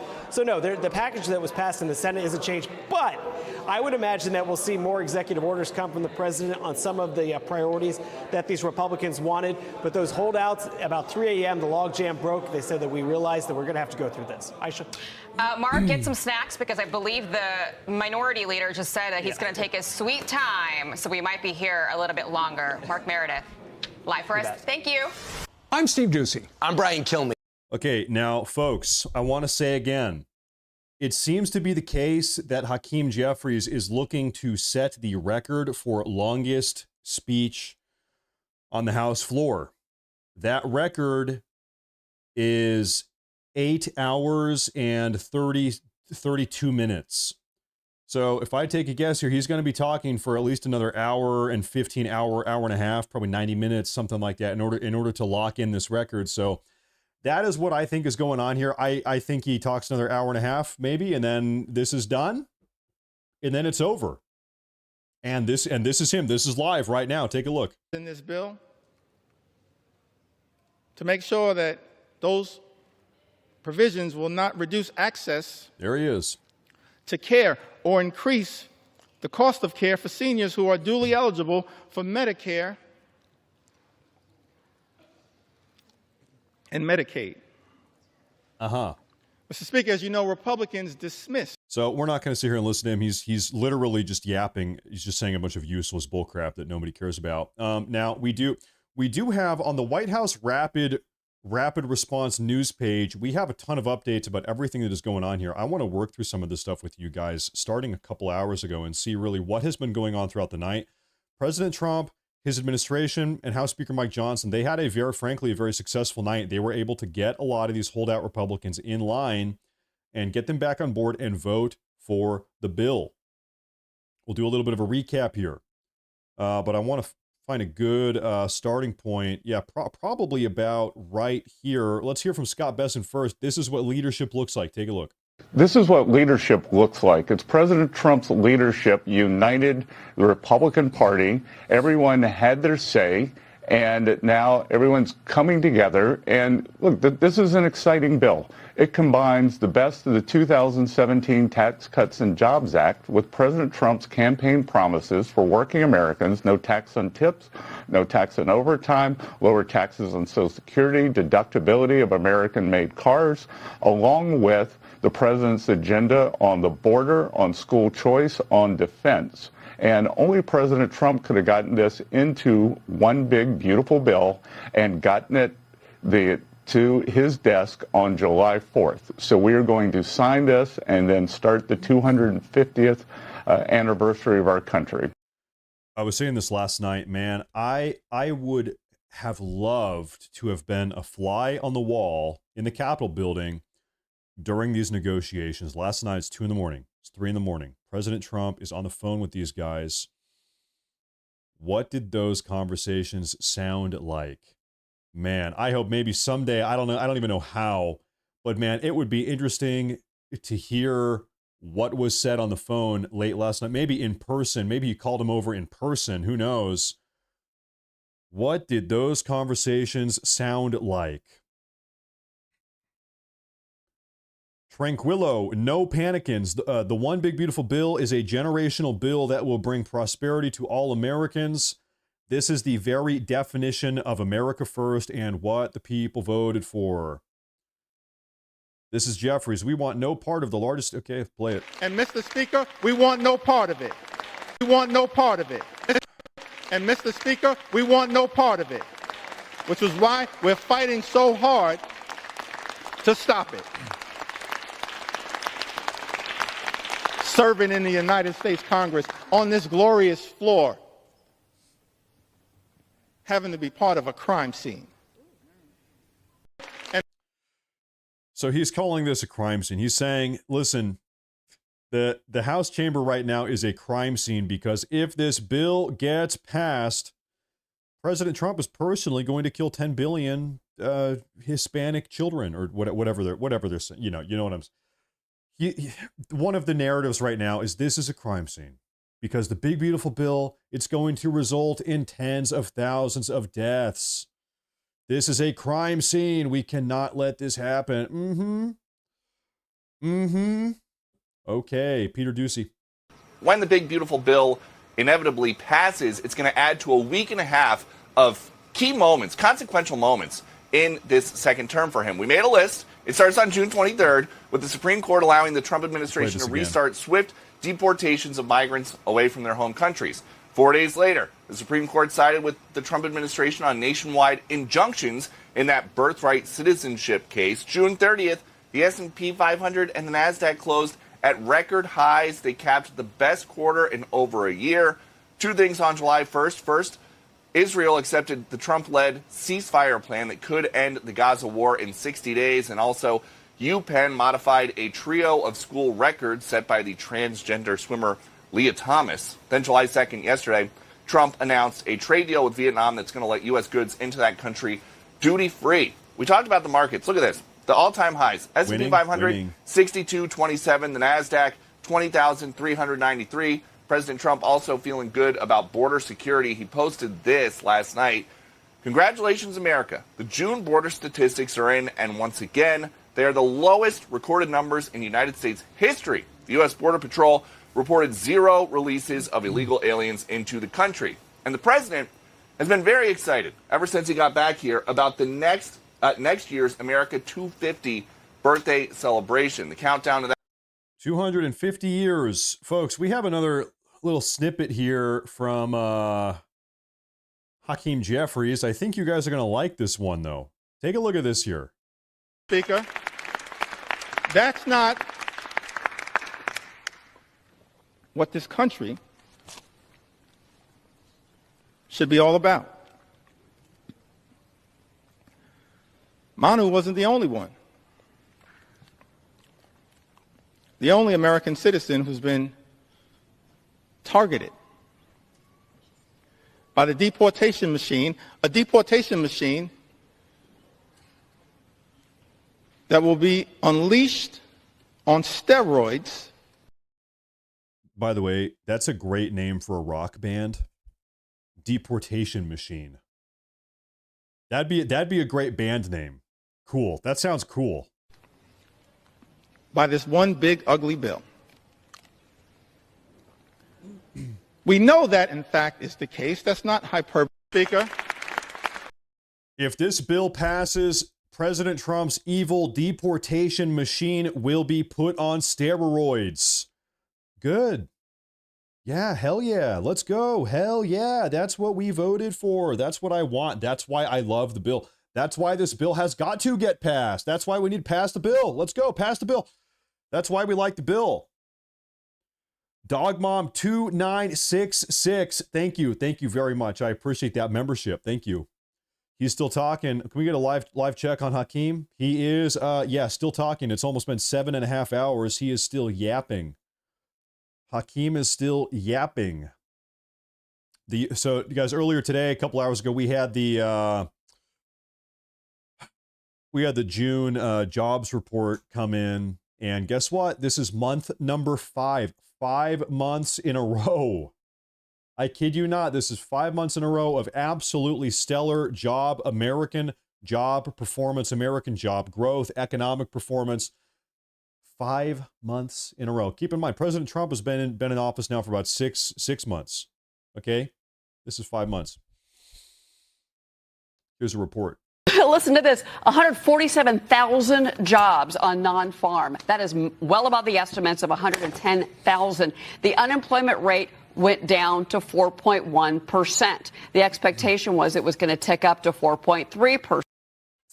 Do the math on this. I can't even make sense of this. The unemployment rate has gone down. We are deporting thousands and thousands and thousands of illegal aliens. Over 1 million we know have self-deported. Over 1 million in just the last 3 months have self-deported. American jobs are through the roof. Foreign-born immigrant jobs are down, and unemployment has gone down also. This Trump is like defying the laws of math. I don't even know how this makes sense, but it is happening. We have 5 months of this happening now. U.S. economy adds 147,000 jobs in June, defying the slowdown expectations. You expected some of this, but this is better than expected? Yeah, Sarah, it is. Look, this jobs market is like the Energizer Bunny. Every single time we expect it to run out of steam, it just keeps going and going. This is CNN. Not even CNN can deny it. This is CNN, folks. So these new numbers show that the U.S. economy added 147,000 jobs in June. That was well ahead of the expectation of about 118,000, well ahead of some whispers that we heard on Wall Street of a sub 100,000 number. So this is indeed beating expectations. We were also expecting a slowdown. We did not get that. This is basically in line with May, which was revised higher. It's also good news. The unemployment rate was expected to go up. It didn't. It went down to 4.1%. That is a very healthy number. This is still relatively historically low. And again, it's below the 4.3% that we had expected. Imagine that. Imagine that. President Trump knows what he's doing. Imagine that everything President Trump has said he was going to do, it's working, everything is going fine. Imagine that. And this is good news, much better than expected. An upside surprise on headline payrolls, 147, the estimate 106. The unemployment rate was at 4.2. In our survey, economists were looking for that to climb up to 4.3. It comes in at 4.1. And if you want some high-frequency data, or at least some higher-frequency data, jobless claims, much lower than expected. Across the board here in the labour market, this is a pretty solid read. And this is... Hey, we had a super chat here. This says, Lay Fink, thank you again. Something about Somalians. Yeah, hey, I appreciate the super chat. I appreciate that a lot. Thank you very much. I appreciate that a lot. Job report. It just keeps getting better. Hats off to President Trump, because this three-legged stool of his it's really been powerful. The trade, the taxes, and deregulation together. It's all about jobs, jobs, jobs, and it's going to bring certainty to a lot of folks who just didn't have that for the past 6 months. Hats off. So keep in mind, listen, why are a lot of these jobs, where are the jobs coming from? Well, we have had well over 1 million illegal aliens leave the country now. Okay, we know that. And in fact, if you guys want a little bit more information about this, I made a post about this on Twitter a couple days ago. Where was this? Right here. Okay, folks. About a week and a half ago, the U.S. Department of Labor quietly came out and confirmed that over 1 million foreign-born laborers have left the American workforce in just the last 3 months. President Trump has been in the White House for 6 months. This is only since March, okay? 3 months, over 1 million foreign-born laborers have left the American workforce. This is from the U.S. Labor Department. And by the way, this is a left-leaning entity. I think a lot of people would say the U.S. Labor Department, left-leaning. So they released this report, and they were saying, it's a bad thing. It's such a bad thing. We've lost all of these foreign-born laborers. as far as we are concerned, this is good. This is great. And the reason why, because every single one of these jobs that the illegal aliens leave behind, this is getting picked up by an American. This is getting picked up by an American worker. So it's a mix of new jobs being created and illegal aliens leaving and Americans picking up these jobs. And, you know, this whole narrative of, you know, well, who's going to do this work? You know, Americans don't want to do these jobs. We need to have all these illegal aliens because Americans don't want to do the jobs. Well, guess what? As it would turn out, actually, they do. Actually, all the illegal aliens did was come in the country and drive wages down. They drove wages down, and also they drove housing prices up. Their entire existence in this country, and also they were taking a bunch of taxpayer-funded entitlements, like Medicaid and Social Security, and various other healthcare assistance programs, and food assistance, and all they did was just inconvenience Americans in pretty much every single aspect. And so, as it would turn out, as a consequence of all these people leaving the country, everything is getting better. Pretty much just like across every aspect of society, it's getting better. Unbelievable. It's unbelievable. Anyway, this is from the Labor Department. We know. Also, as a reminder, I want to keep reading this here.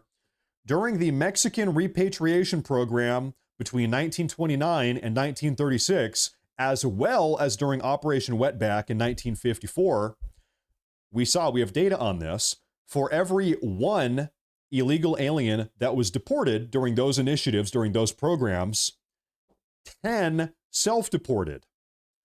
It turns out, if you make living in America a hostile experience, a very unfriendly experience for illegal aliens, if you cut them off of taxpayer-funded subsidies or taxpayer-funded entitlement programs, if you have roaming ICE deportation squads, if you have, if you cut them off, then they just leave. Then they just see themselves out because they are economic migrants. The reason why they came here in the first place is to make money and get free shit. And if you cut them off from the capacity to make money and the capacity to get free shit, then guess what? They just leave. They leave. They go home because they can't get their free stuff. They can't make their money anymore. And so for what we've seen time and time again throughout American history, just the last 100 years, is for every one deported, 10 self-deport. And this is pretty much exactly what we are seeing right now. We're seeing this right now. It's happening. We have seen over 1 million self-deport in just the last 3 months. So goodbye. This is what we voted for. Goodbye. Goodbye. Thank God. Goodbye. Hakeem Jeffries is still out here yapping away. I'm going to keep looking at these rapid response posts here. This is another one talking about the economy, the jobs report today. What's interesting when you listen to Powell and other Fed governors is, despite all the political pressure on Jay Powell and President Trump and Bill Pulte even yesterday saying we should be investigating him. I mean, there's been so much pressure on Powell. He's tooting that out. And what he's doing is President Trump, what she's talking about yesterday afternoon, President Trump said, listen, Powell has got to go. He should retire immediately or resign immediately. Trump also said maybe he should be investigated. President Trump's had enough of this guy. He's had enough. And also, by the way, here's the problem. Jerome Powell's tenure, the end of his term as chairman of the Fed is about 12 months from now. So if Trump doesn't fire this guy, or if Jerome Powell doesn't resign, then we've got another 12 months of dealing with this guy who refuses to drop interest rates for, I was going to say no reason, but really it's because he's a partisan hack is why he's not dropping interest rates. There is a reason. It's because he hates Trump. That is the reason.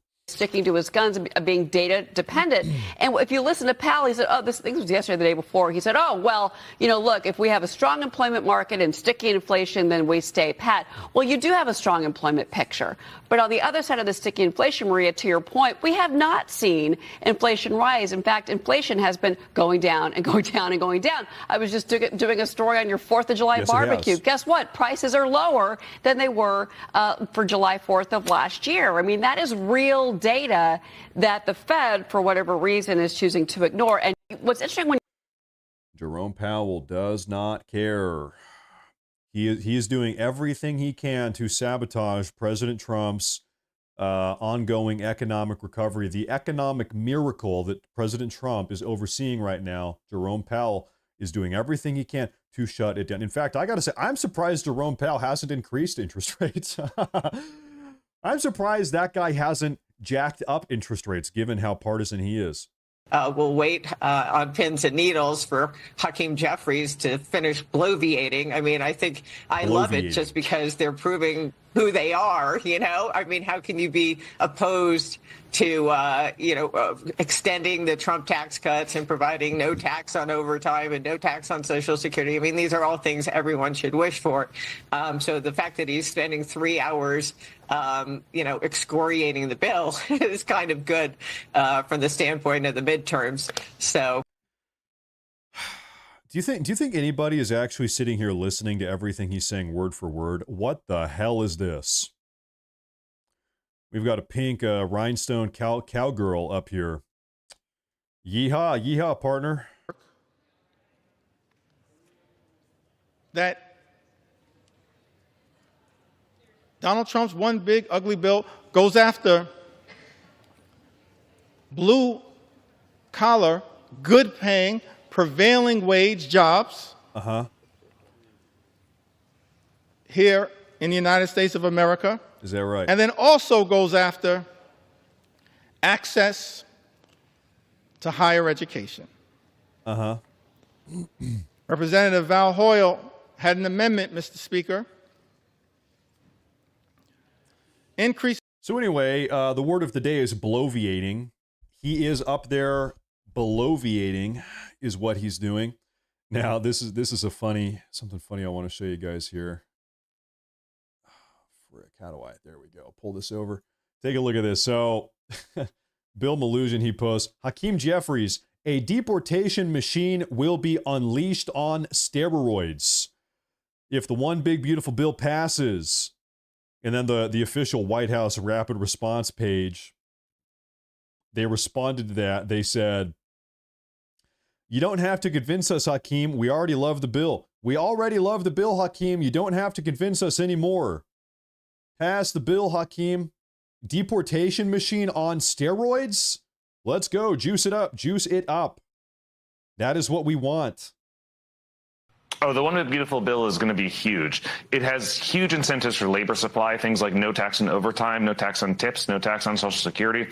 It's got enormous incentives for investment, full expensing on new factories, on equipment and R&D. These are such big incentives for companies to bring back manufacturing to the United States, to build factories and invest in the future, invest in more capital stock. And all that pushes the economy out. It pushes supply out. It increases economic growth. It increases wages by about $10,000 for a family of four after tax income will go up by about that much.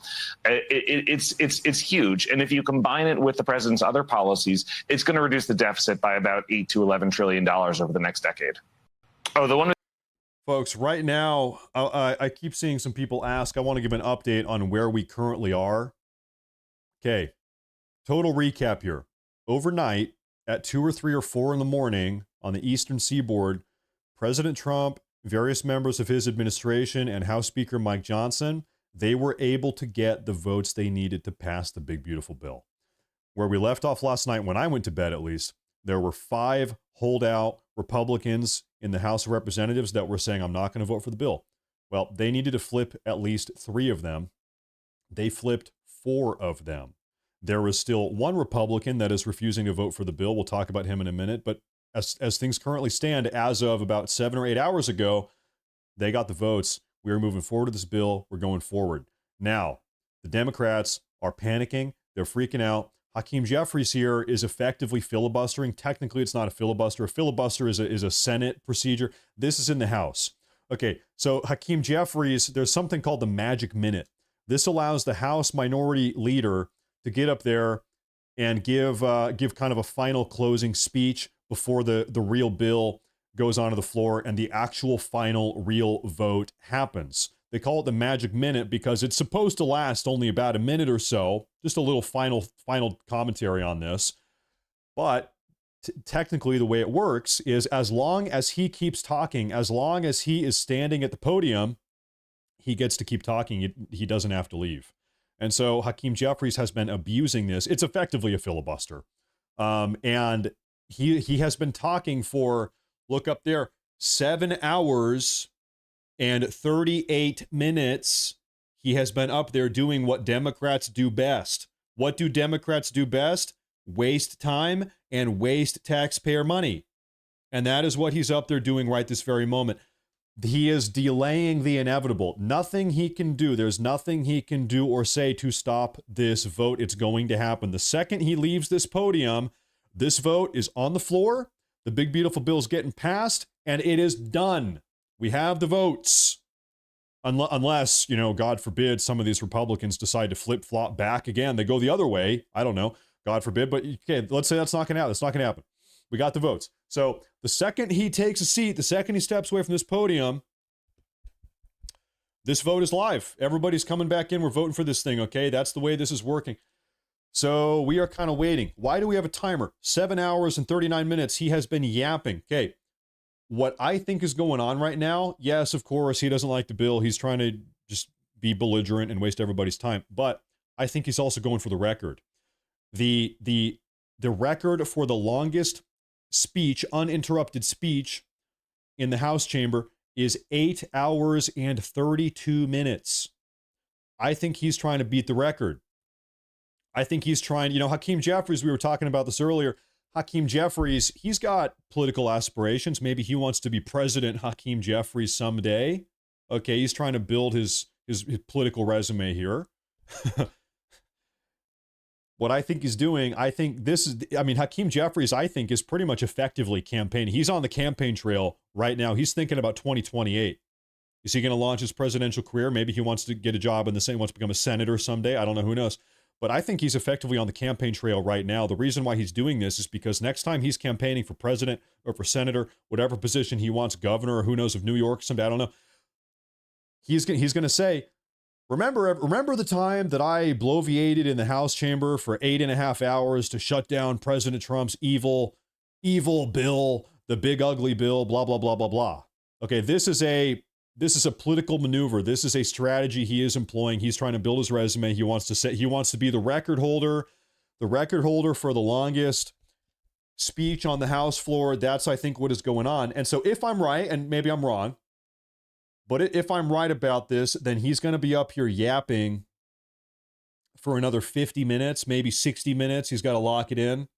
Because like I said, he's at 7:41 now, and he's going to have to go to 8:32.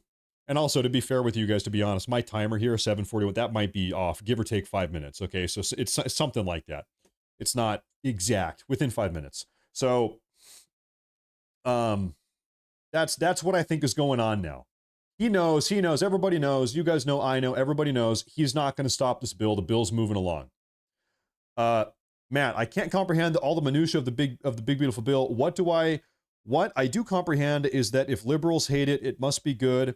I'd vote for it based off of the liberal outrage. They hate the bill. Listen, what I'm about to say is actually going to kind of call out some of the Republicans out here also, but this needs to be said. For decades now, both Republicans and Democrats alike have unanimously voted to increase the deficit and increase the debt. Both of them, the Democrats and the Republicans, have been doing this for decades, for generations. They have both been doing this. Now, rewind to President Trump's first term. He gets in office. It's January 2017. President Trump wants a budget. He's got to go through Congress. President Trump asks Congress. And by the way, the Republicans, for the first 2 years of his first administration, the Republicans had the House and had the Senate. President Trump said, listen, I need a budget for a border wall. I need a budget for ICE agents to carry out deportations. We got to do this. At this point, the House GOP and the Senate GOP, they were full of rhinos. The Republican Party was full to the brim with rhinos and neocons. They didn't like President Trump. They did not like him. Do you remember this? They didn't like him. And so they said, yeah, listen, President Trump, listen, Trump, here's what we're going to do. We're going to have you pass a couple other bills. And then after we pass these other bills that we want, then we're going to pass your bill for funding for the border wall and for ICE agents and for deportations. But you got to work with us and pass these other bills first. Tax cuts for corporations and stuff, like typical Republican stuff. And Trump, he's new to the game. He said, okay, all right, okay. And so they passed a bunch of other bills. And then when it came time for the House GOP and for the Senate GOP to pass Trump's budget bill for a border wall. And for ICE agents, they said, yeah, go F yourself. Yeah, hey, House Speaker, hey, Paul Ryan here. Yeah, actually, Trump, we're not going to do that. Yeah, we lied. Thanks for passing our bills, but we're not going to pass your bill now. Sorry, no money for you. And then after that, then the Republicans lost the House. They lost the midterms. And then even if they wanted to pass a bill, they couldn't do it because they lost the House. They lost the midterms in 2018 or early 2019. And so they screwed President Trump over. They screwed him over. The rhinos and the neocons, they screwed him over. And so that brings us to the topic of why today do we have a big, beautiful bill? Why do we have a big, beautiful bill? Why not a bunch of smaller bills? Some people say, why does it have to be a big, beautiful bill? The reason why is because President Trump is not going to fall for the same mistake. He's not going to get lied to and deceived by these rhinos and neocons again, because they still exist. Not as many, but they're still out there. President Trump said, I remember what happened in 2017 to 2018. You guys lied. You made a promise to me that we'd have a budget for the border wall and for mass deportations. You lied. So here's what's going to happen. If you guys want anything from me, because keep in mind, the president is the final say-so, okay? The House can pass a bill, the Senate can pass a bill, but if the president doesn't sign off on it, it doesn't matter. President Trump is the final deciding factor on everything happening. President Trump said, listen, guys, if you want anything going forward, you need to give me the budget for the wall. You need to give me the budget for the ICE agents. We are doing mass deportations. If you want anything from me, you got to give me what I want first. It's got to be baked in. I'm not signing anything at all until I have my budget, till I have my money to save the country. And so that is why we have the big, beautiful bill. That is why we don't have 10 smaller bills. That is why we have the big, beautiful bill with all this stuff baked in. Because President Trump, he's a smart guy. He's not making the same mistake he made in 2017 and 2018, where he got lied to and duped over and deceived by the rhinos in Congress and by the rhinos in the Senate. He's not making the same mistake. He said, screw that. I'm not giving you a damn thing unless you give me everything I want, which is budget to save the country. And so here we are. That is how the big, beautiful bill came about. That is why we have this. And so that's why we are here. And, like I said, both the Republicans and the Democrats, prior to Trump, for years and years, for decades and generations, have been jacking up the deficit and the national debt, and nobody gave a damn about it. You might notice only now, it's a little bit weird when you think about it, only now that President Trump is trying to carry out mass deportations and build a permanent border wall along our southern border, only now are we being told by the Washington, D.C. establishment that we need to all panic over the national debt. Listen, guys, we are beyond that point. We are beyond the point of fiscal conservatism. I'm sorry. We have $36 trillion in debt. Okay, we are beyond the point. The time for fiscal conservatism was like decades ago. It was 25 years ago. We are so far beyond the pale. At this point, it is save the country. It is deport the 50 million invaders that are in the country. The border has been invaded. We have 50 million invaders in the country, tearing the country apart from the inside. We need to solve that issue first. And then if you guys want to go back, if you want to double back and talk about fiscal conservatism, then we can have that conversation. But right now, we need to stop the invasion permanently, okay? And so that is what President Trump is doing. President Trump, he's a big picture guy. President Trump realizes if we don't deport these people, the 50 million illegal alien invaders in the country, and if we don't permanently shut down the border, we are not going to have a country. President Trump, he realizes this. The country is dead unless we fix this issue first.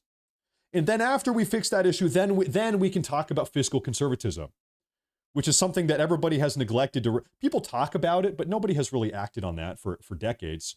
Okay, well, maybe we can talk about that after we save the country. But we got a country to save. Let's tune in and see what Hakeem Jeffries is talking about here. Oh, my headset flipped off. Sorry about that. One moment. And you know what? I stand with Trump. I'm with Trump on this. I stand by Trump on that. We got to get these people out of here. There's not a single other topic that is more important than that. January 20th, I'm frustrated by a lot of what has gone on. Disgusted.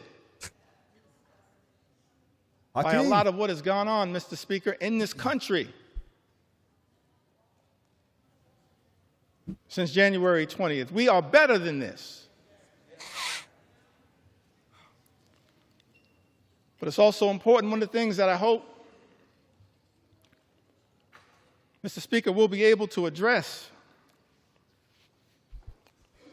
at some point is the source of the underlying frustration.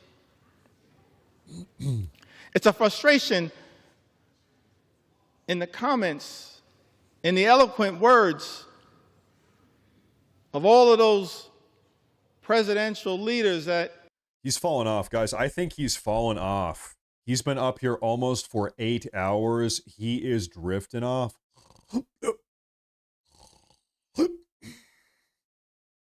He's losing it. He's losing his edge. If he ever even had an edge, I don't think he's really the sharpest guy. I don't know if he really ever had an edge in the first place. But if he ever did, he's losing it. Let's see what else is going on the White House rapid response page here. And we had, by the way, Joey has gifted a membership to the community. I appreciate that, Joey. Thank you.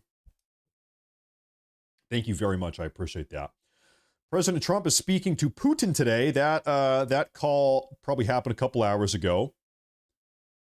This is Fox News coverage of what's going on right now on the House floor. What do you make of Hakeem Jeffries at the podium for more than an hour trying to discredit this bill right now? And now it is almost 8 hours. Well, Maria, I'm not going to take firefighting advice from an arsonist. The Democrats had the majorities. They blew out the budget. They had the tons of wasteful spending, and we inherited a mess. And under President Trump's leadership, along with Speaker Johnson and Leader Thune, we are going to get the economy humming again via the private sector. This is a Main Street Working America bill. It is going to address the affordability crisis. We are going to increase working people's wages. And, you know, the Democratic Party at present doesn't stand for anything. They're just against everything. And, you know, that is the truest statement of the day. The Democratic Party does not stand for anything. They are just against everything President Trump. The entire platform, political platform of the Democrats is anti-Trump. It doesn't matter what Trump does or says. Their default stance is against it. They don't have a stance of their own. Their entire objective is just to counter-signal President Trump every single step of the way. And you would think, you know, they've been doing this for almost 10 years now. You would think they would realize, you would think that they would learn it doesn't work. You have lost everything. Your party, your national approval rating, the Democratic Party is 19, 20, 21% nationwide. That's nationwide. Amongst Democrats, amongst Democrat voters, it's like 35%. It's bad. It's bad. It's really bad. They lost in a colossal mandate in 2024. Guys, I think a lot of people don't realize the degree to which the Democrats lost in 2024. I think this is often, nobody really talks about this. They lost every single swing state. They lost in an electoral vote landslide, like 65 or 70 electoral votes. Every single swing state, every single one of them. The Republicans have 34 out of 50 governorships, and Republicans control 34 states out of 50, I believe. It's 34. Every single state in this recent election voted red at a higher rate in 2024 than they did in 2020. That means every single state between 2020 and 2024 moved to the right. All 50 of them.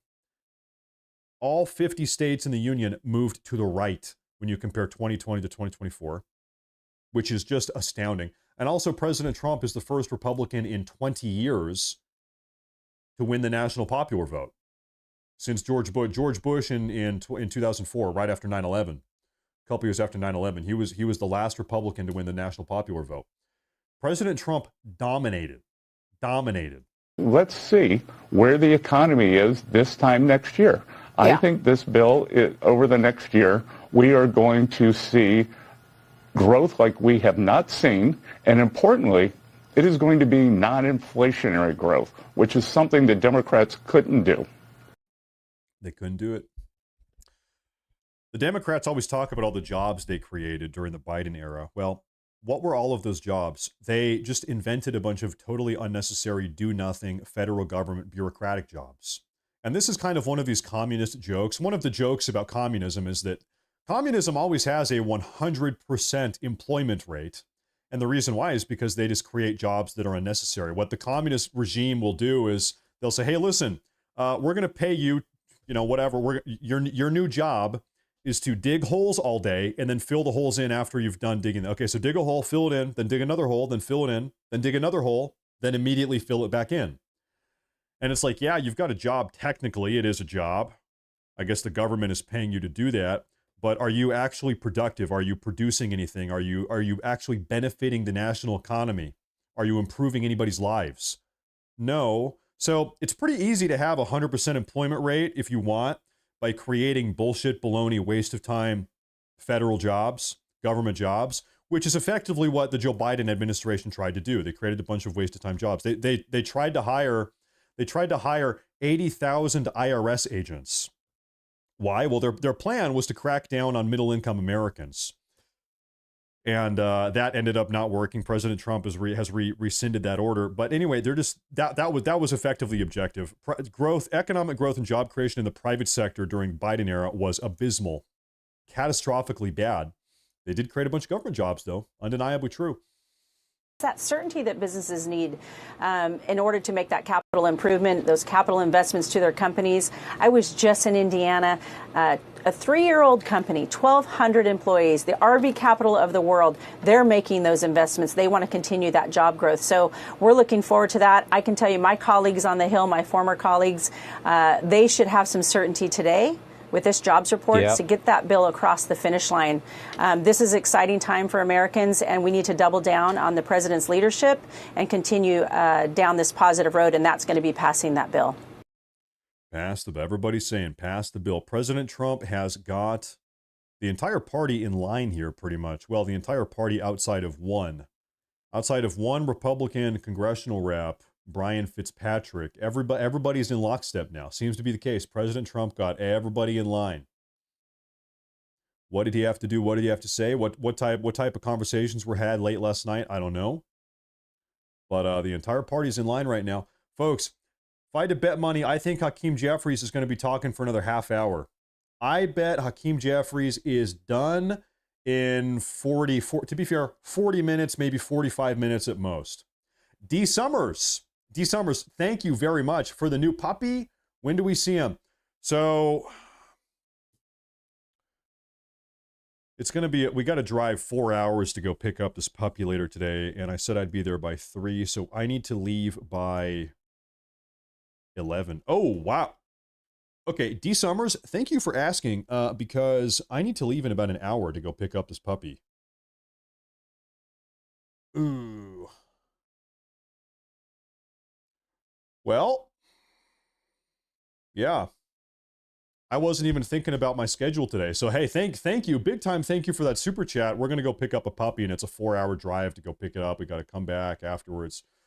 We're getting a little German Shepherd puppy. So, guys, I am going to have to leave in about an hour, but that is enough time at least to see if Hakeem Jeffries is going to wrap up his speech. Okay, so we're going to know if he's done or not.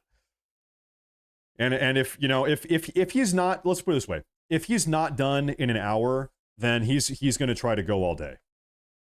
Either he wraps up in an hour or he's going to be talking for the next 10 hours. So it's actually that's a good break point, because we don't need to watch him bloviate for the next 12 hours. So we're gonna know how this day is going to go within the next 60 minutes. We're going to find out here pretty soon. So everything worked. Everything is actually fine. The daily schedule is worked out totally fine. We're going to know here pretty soon. But yeah, in about an hour, I got to go, I think. A German Shepherd puppy. That's right, a German Shepherd puppy. Yeah, I had a 9-year-old, almost 10-year-old German Shepherd girl. And she passed away about a week and a half ago. And so it's been a little bit tough, but We are getting a German Shepherd puppy, a boy, a long-haired German Shepherd boy. He is 8 weeks old, and we're going to take him in later today. We're going to bring him back. So anyway, once we get him back in the house later tonight, I think I'll probably upload some photos on Twitter. Maybe I'll make a Twitter post. So hey, if you guys care about the German Shepherd puppy later today, you can follow me on Twitter, and then you can see the puppy. Okay, but that's enough puppy talk. I want to get back. I want to keep talking about what is going on with Hakeem Jeffries. I want updates about Hakeem Jeffries and the big, beautiful bill. Scott Bessent is back again. Take a look at this. Well, then let's think about this. You can't have it both ways. If tariffs going to hurt the economy, then we're going to pick up, according to CBO, if you want to take CBO scoring over the 10-year window, we pick up $2.8 trillion in revenue. And what we've seen so far is that tariffs haven't hurt. The dog that didn't bark was that tariffs going to hurt the economy. We're going to hurt the markets. Right. Yep. Market had the fastest recovery ever. April from a 15% decline, and we're at new highs in the market. So I've made my career on listening to the market, not Wall Street economists, so I'm going to stick with what the market's telling.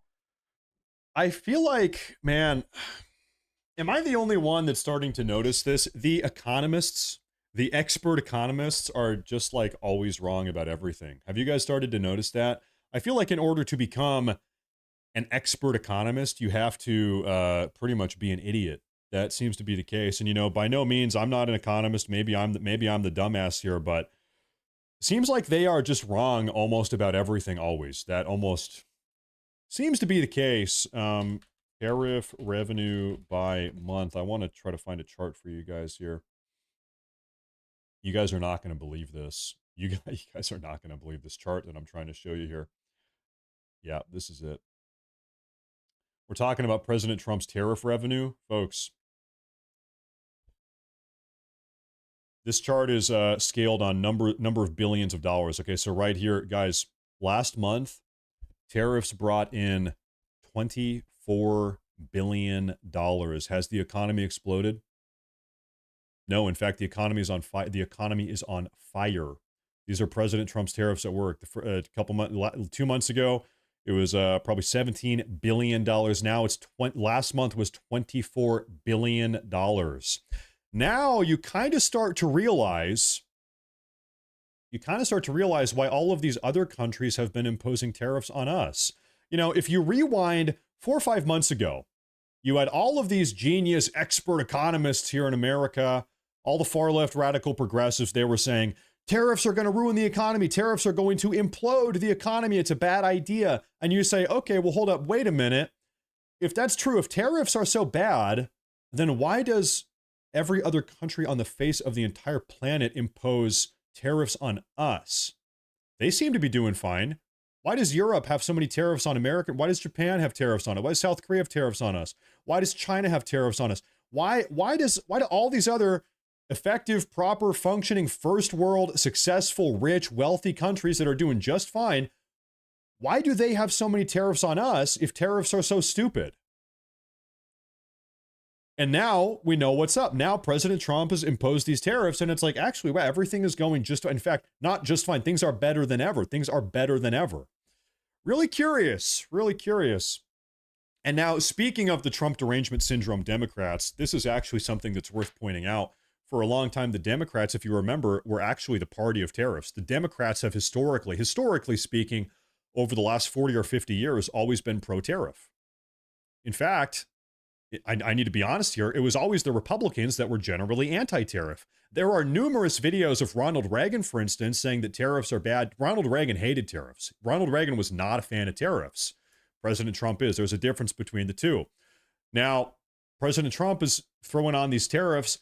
What happened the second President Trump started slapping on tariffs? The Democrats flipped on a dime. They flipped over immediately. They went from being the champions of tariffs, they're pro-tariffs for decades. Now that Trump is doing it, now that Trump is actually doing the tariffs, now they hate tariffs. Now the Democrats hate the tariffs. after talking about tariffs for decades. It really is just something else. It's like if you're ever trying to figure out what is the stance of the Democrats, all you have to do is ask, what is the opposite of President Trump's stance? How do the Democrats feel about this thing or that thing? Well, you're safe to assume it is the opposite of whatever President Trump is doing. The opposite. Hakeem Jeffries, I'm going to check in with you here for a minute. Hakeem, you've got the side note, not a white man in sight. Not a white man in sight. That's okay. That's fine. In the Democratic Party, we love representation, equal representation, just not for the white man. Everybody else, though. Faith. But I also recognize the importance of the plurality of all of us, men and women of faith, different religions, and also of the fact that here in America we embrace the religious and the secular. The religious and the secular. But on this question of faith, there you go. Okay, we're still yapping, guys. I think he's going to be yapping for another 40 minutes, maybe 35 minutes. That's my guess. And I'll say this: if Hakeem Jeffries is not done in 35 or 40 minutes, we are going to know for a fact that he's going all day. He's going to go all day. And the reason why we're talking about this 35 or 40 minute mark is because the current record for the longest speech ever given in the House chamber is 8 hours and 32 minutes. 8 hours and 32 minutes. So right now, one of the ideas is that he is trying to set the new record. He wants to have the record for the longest House speech ever given, half hour from now or something like that. And so I'll say it again. If he is not done in half hour, 45 minutes, then I think it's fair to assume he's just going to go all day. He's just going to be up here yapping all day. So we got to see. But I think that's probably what is going on here.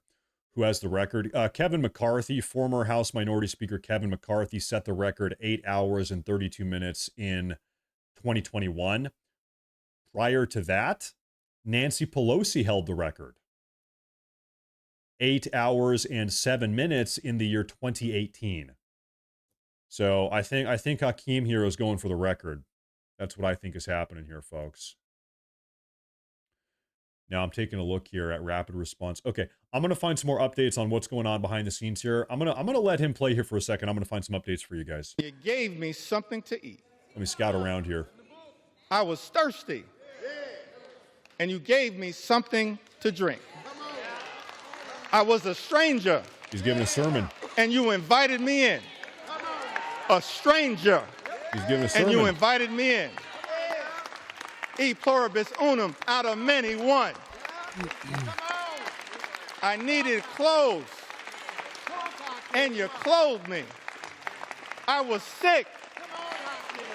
I had medical problems. Maybe I needed Medicare or Medicaid or the Affordable Care Act or the Children's Health Insurance Program. I want to say real quick, everybody quotes E pluribus unum. I want to give you the full quote. This is actually the full quote where that is taken from, and I want to give you this. Actually, no, I'm sorry. This is Vox Populi Vox Dei. Anyway, this is one of these quotes the country was built on. Take a look, listen to this. I'll read you the Latin first. Nec audiendi, I'm not going to read you the Latin, but anyway, it translates to, do not listen to those who are accustomed to say, the voice of the people is the voice of God, since the unruliness of the crowd is always very close to madness. This is one of the quotes the Founding Fathers brought with them and pulled up when they were creating our country from nothing. The Founding Fathers realized you cannot have a country built on mob rule. Do not listen to those. The voice of the people is the voice of God. Ignore those people, they say, since the unruliness of the crowd is always very close to madness. This is one of these guiding quotes that actually guided our Founding Fathers when they created this country. Mob rule cannot cannot lead to a good country, pretty much. Tell you, whatever you did, whatever you did for one of the least of these brothers and sisters of mine, you did for me. That's what we should be doing here in the United States House of Representatives. Our job is to stand up for the poor, the sick, and the afflicted, the least, the lost, and the left behind, everyday Americans. That's what Matthew teaches us. And that's not what's happening in this one big ugly bill. That's not consistent with what my faith teaches me. That's right. We need to take in we need to take in 8 billion people. Hakeem Jeffries, what would happen if 8 billion people showed up on our southern border? Should we take them in? That's right. We got to take them in. We got to accept everybody in the country. Every single person. What is this here? I think you really have to give a lot of credit to Donald Trump, whether or not you like the way that he moves. I was thinking about the fact that when we look back to the last administration, it was Senator Manchin and Senator Kristen Sinema who were really kind of the reason why then President Biden didn't get all of the more liberal policies that he wanted, because they did not want to move that far. And you did not hear President Biden threatening to primary them. You did not hear President Biden pushing his political allies to put up ads against them in the way that you're seeing Donald Trump do it. And so I think that, it'll be interesting to see how, it's hardball. It's hardball. It's twisting the playing hardball. President Biden was, he was just taking a nap. There's a reason why he didn't play hardball. He didn't even show up to the field. He wasn't even playing softball. He was napping. He was napping behind the bleachers is what he was doing. That's what he did. Find that kind of faith in Matthew 25 and 35. I can't find that kind of faith.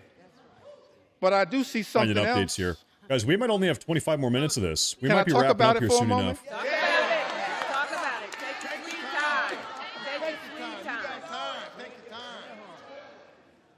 I do see. This might be wrapping up here soon. Something else, kind of what I'm seeing connected to this one big ugly bill. You tell him now. I don't know if this was an inspiration to this extraordinary assault on the American people, this corrupt piece of legislation. But when I look over my Bible, oh man, and this is going to come from John, it's not going to come from 2 Corinthians, although the Apostle Paul has a lot to say about that. And Mr. Speaker, I said 2 Corinthians, not 2 Corinthians. That's right, you tell him. I don't know who I'm talking about. But if you're going to sell the Bible, you should know the Bible.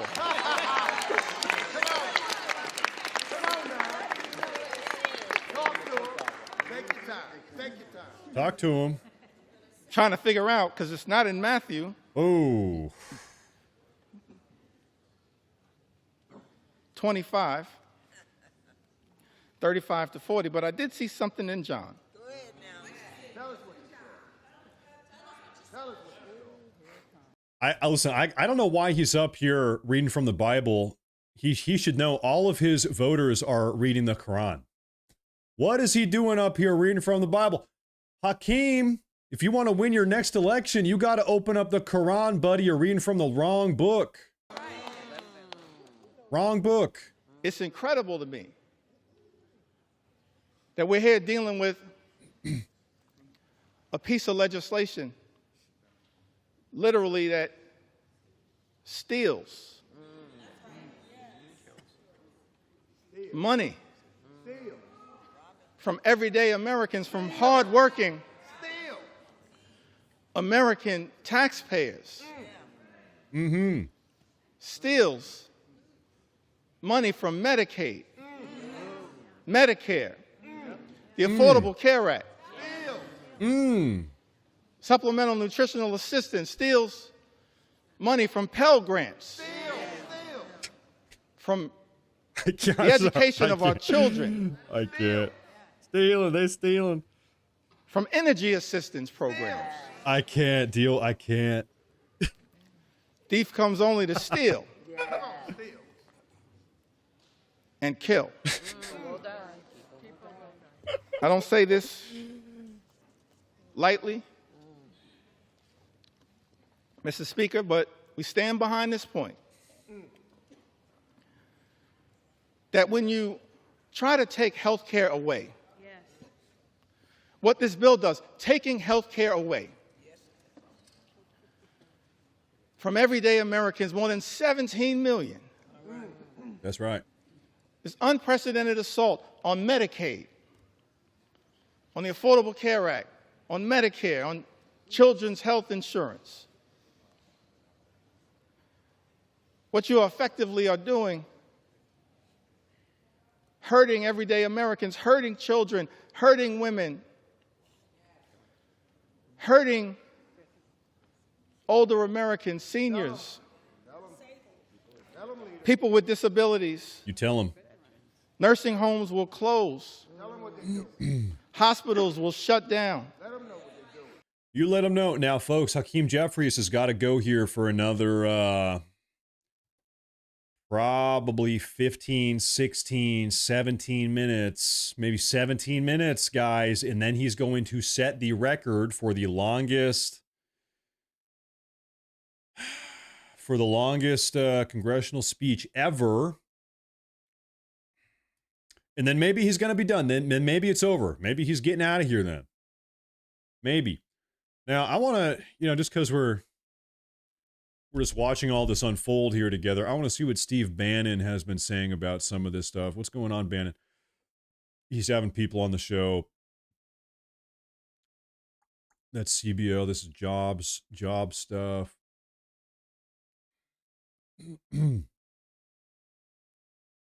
By the way, to that point you made, too, about President Trump whipping votes in the middle of the night, what a wonderful contrast to sleepy Joe Biden. He was whipping votes in the middle of the night, and he posted to this morning that he is, right as we speak, on the phone with Vladimir Putin, trying to solve the crisis in Ukraine. So that is the kind of workhorse that President Trump is, working on behalf of the American people, not taking holiday yet for July 4th, constantly working. And to your point here about these judicial tyrants, right? These unelected despots in black robes who think that they can thwart the will of the American people, who elected Donald Trump by winning every single swing state, plus the popular vote by millions of votes. They must be repelled. The Supreme Court thankfully started that process, but we've got to hasten that process. And you're exactly. I'm sitting here thinking about what did President Trump tell these guys? He had these 5 Republican holdouts. What did he say to get these guys on board? Keep in mind, folks, tomorrow's a holiday. It's a holiday weekend. July 4th is tomorrow. That's a Friday, Saturday, Sunday, Monday. Screw it. Take a long weekend. I'm calling out sick on Monday. Okay. What do you want to bet? He said, listen, Republicans, guess what here? Unless you vote for this bill, House GOP, listen up. If you don't vote for the bill, I'm going to instruct House Speaker Mike Johnson to leave this vote open. If the vote is open for a day or 2 days, guess what? You don't get to leave. If the vote is open, you need to be here in Washington, D.C. You don't get to go home. We have an open vote on the floor. You can hang out in your hotel room in D.C., but you don't get to go home. You got to be in town to vote on this in case something happens. We're leaving the vote open all weekend. July 4th, 5th, 6th, 7th on Monday, we're leaving the vote open. If you want to go home and see your family and go have a nice backyard barbecue, launch off some bottle rockets, whatever, celebrate the 4th Independence Day, you better pass this bill. Otherwise, you're going to be in D.C. in a hotel room all weekend. Part of the, I would bet part of the deal also. Part of the negotiation here. Hey, you want to go home, see your kids, hang out with your wife, have a nice July 4th hot dog hamburger? There it is. Then in the House last night, President Trump at 2:30 in the morning is still whipping votes. George. Thank you, George. Still whipping votes. And I think some of the commitments that have been made are smart commitments. Actually, what I would say, and have advised the president, just impound the money. You do the rescissions, they're gonna take you to court anyway. Let's just go up to the top. You can do the rescissions or pocket rescissions. I know Russ has an amazing theory of that. I'm saying let's just cut to it. You see with President Trump, on the Supreme Court backs him on his Article 2 powers, and a federal judge comes out immediately and challenges that and gives the amnesty, the illegal alien invaders, class status. They're just in your grill, and they're going to be in your grill. I've said this over and over again. It's not going to stop until we make it stop. It will never stop. I'm at the point, I'm with them. Hey, Trump, just ignore them. You have some federal judge up in your face, like Bannon is saying here, especially after the Supreme Court ruling, after the Supreme Court in a 6-3 decision a week ago said these universal, nationally sweeping injunctions have got to come to an end. Guess what? They're still trying to do it. Ignore them. Just ignore them. That's where I'm at. You say, listen, it's about time President Trump pulls an Andrew Jackson. Andrew Jackson in the 1840s, Supreme Court ruling, it was anti-American. He didn't like it. Andrew Jackson said, all right, the Supreme Court has issued their ruling. Now let them enforce it. They're telling me I need to. No. Okay, you sent out the ruling. Go enforce it, Supreme Court.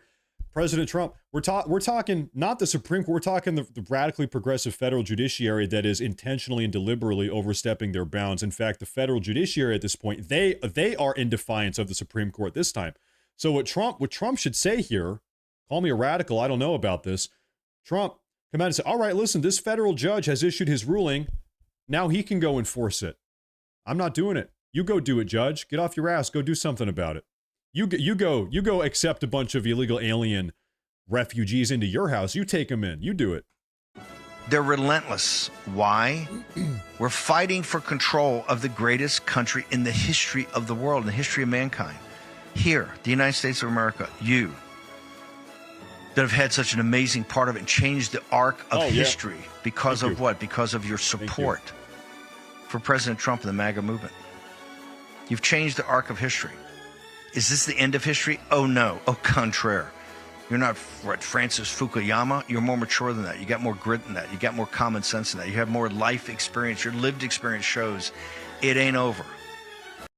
All right, ladies and gentlemen, we are 10 or 15 minutes away from Hakeem Jeffries maybe wrapping this up. We're coming down to the wire. He might call it quits here because he is maybe about he is about to set the record for the longest House speech ever given. You notice everybody here in the Black Congress congregation, one Asian guy in the middle, standing. He might be getting ready to wrap up here. My beautiful wife has made me breakfast. I have a bagel. I have 2 bagels and some eggs. Now, I'm going to quickly eat my breakfast, and we're going to listen to Hakeem. I apologize. We're going to turn on Hakeem because I think he's coming down to the end here, and I'm going to try to eat my food real fast. Thank you guys for bearing with me. We got Maxine Waters. That's extraordinary. Who looks like a troll doll.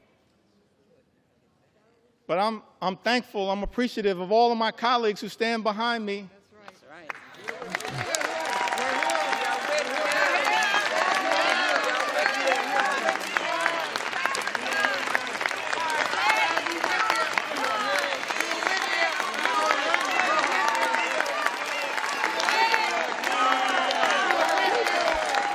I think he's wrapping up here soon. I think he is. You can tell. I think he is. Thankful to all of my colleagues for their commitment, their courage, their conviction. Standing up on behalf of the American people to deliver, hopefully, what is a message of concern, but also a message of hope. Come on. That's right. Hope. We got to fight a lot of battles on behalf of the American people. It's not over. Fighting a lot of battles on behalf of the American people. This is just one of them. This one. But we wanted to make sure that the American people had an opportunity to fully and more completely understand in the light of day just how damaging this one big ugly bill will be to the American people. This is something else. It really is something else. And I plead with my colleagues on the other side of the aisle, Mr. Speaker, You know what I should do? I should find an all-black church to go to. Do you think would they let me go?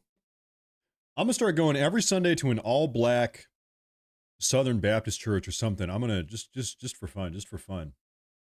I'm gonna do that. Conceived of this incredible journey that we've been on in the United States of America. Creating separate and co-equal branches of government. Recognizing that in this country, part of the gift that we were given by the framers of the United States Constitution, no kings, no dictators, no monarchs, separate and co-equal branches of government. This is the Article I branch of government. Mr. Speaker, James Madison, he once made the observation, in his view, in one of the Federalist Papers, that at its best, Congress should function as a rival to the executive branch. That was James Madison. What else did James Madison say? Anything Article else? I, branch of government, the House and the Senate. We're not here to bend the knee to any wannabe king.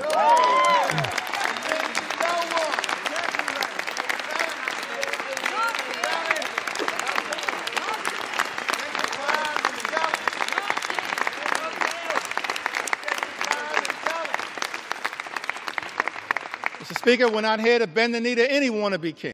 Now, folks, I need your help. I'm trying to figure out which troll doll Maxine Water looks most like.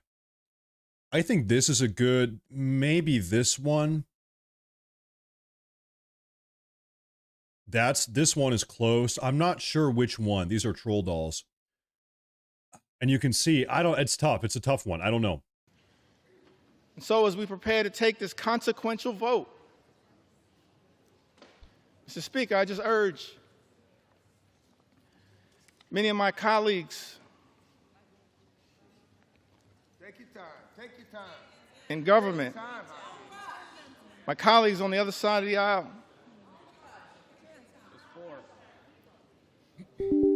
Mr. Speaker. Oh, that's me, sorry. We don't work for President Trump.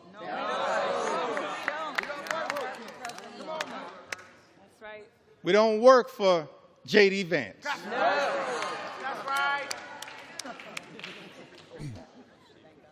We don't work for Elon Musk. Mr. Speaker, as all of us prepare to cast this vote, I hope my Republican colleagues will come to the conclusion that we work for the American people. The American people put the Republicans in charge of the House and the Senate and the White House. The American people rejected you, bunch of losers. Goodbye. We don't work for any president. We work with American presidents.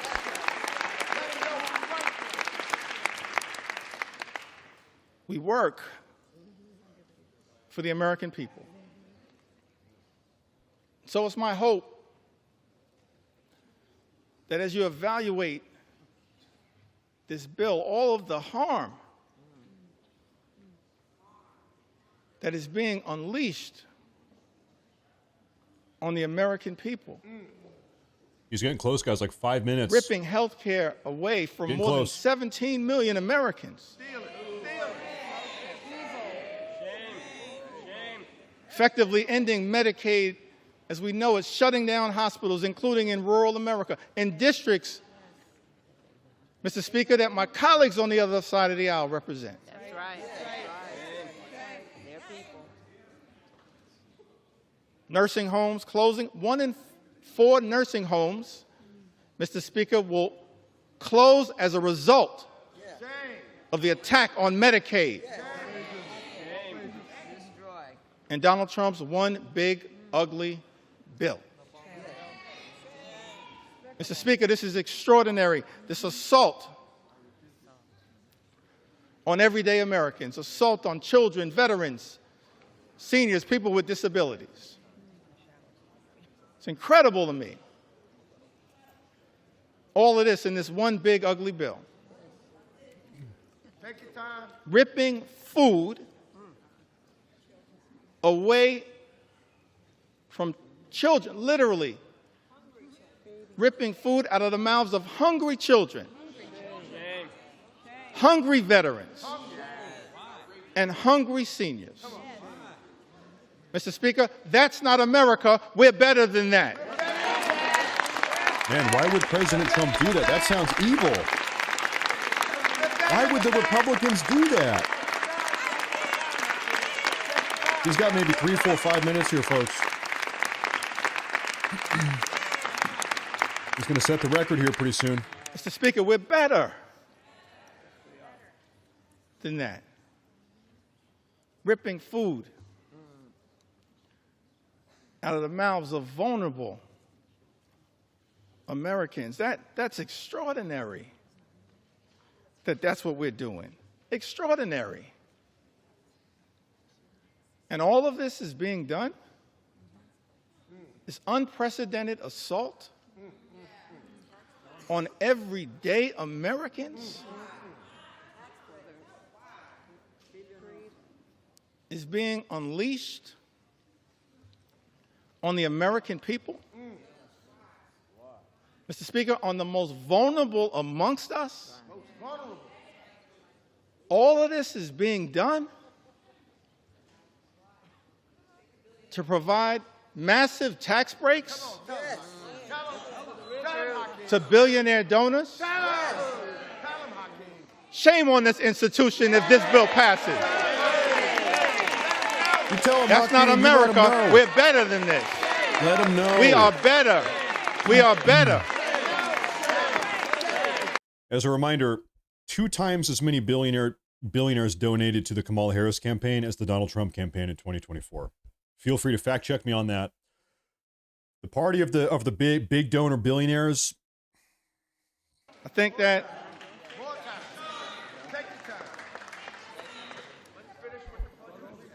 as we prepare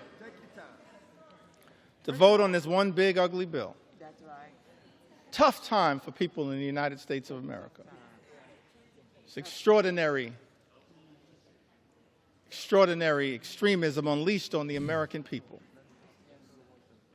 Mr. Speaker, my colleagues on the other side of the aisle promised to address the high cost of living. Nothing in this bill will meaningfully lower the high cost of living in the United States of America. Nothing. It's incredible to me. Couple more minutes here, folks. He's going to do it. All of the promises. He's going to set the record. That were made by some people in this town. That the top priority was going to be to lower the high cost of living in the United States of America. And then, all of last year, ran away from Project 2025. Come on. Come on. Okay, 3 minutes. Acted like it didn't exist. I'm double checking. 3 minutes here, folks. And then, Mr. Speaker, people come to town. They're in the majority. Yep. Now, and every single part of the extremism that we've seen unleashed on the American people is connected to Project 2025. I love Project 2025. I love it. Every single part. But here's why I still got hope, optimism. I referenced this earlier today. As we prepare to experience the 249th birthday of the United States of America. Yeah. Take it back to that original document. Yeah. Declaration of Independence, 1776. 6. You forgot what year it was. You had to think Mr. about Speaker, that. it had the aspirational part. We hold these truths to be self-evident. That all men are created equal. Yeah. Endowed by their Creator with certain unalienable rights. Come on now. That among these are life, liberty, and the pursuit of happiness. That's the aspirational part of the Declaration of Independence. That's right. And as House Democrats, we're committed, no matter what it takes, to bring that about. Imagine in America where everyone who works hard and plays by the rules can live the good life, afford to live the good life.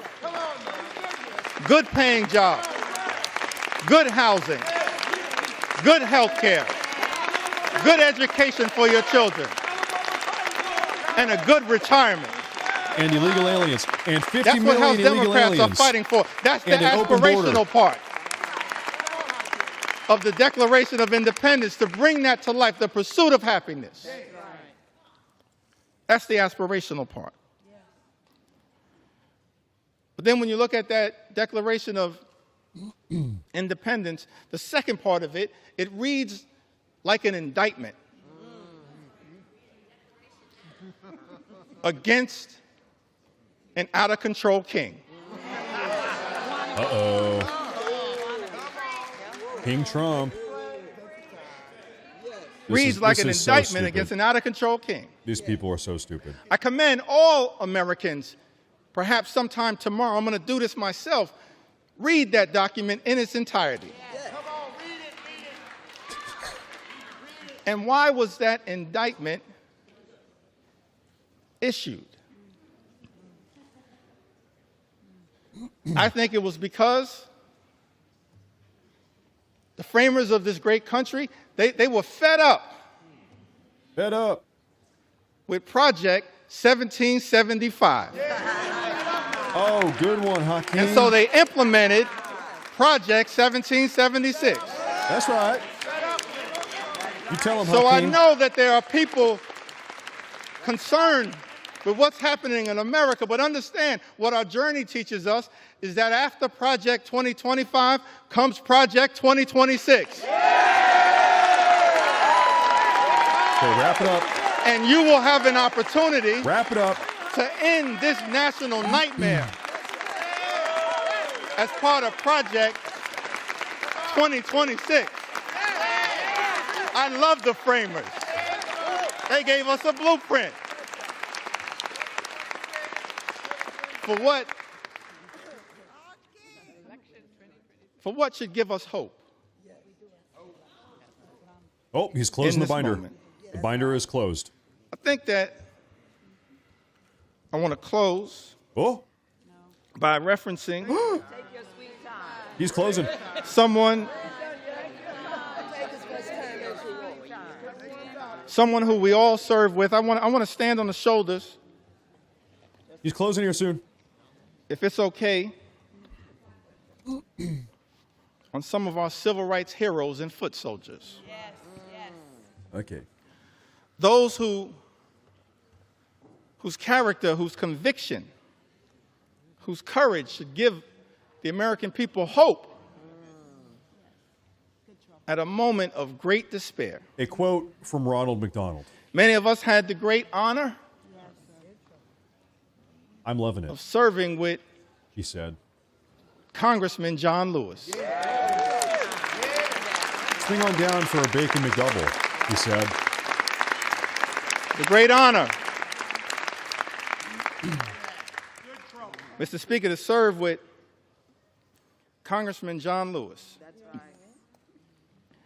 And I came across something that John Lewis said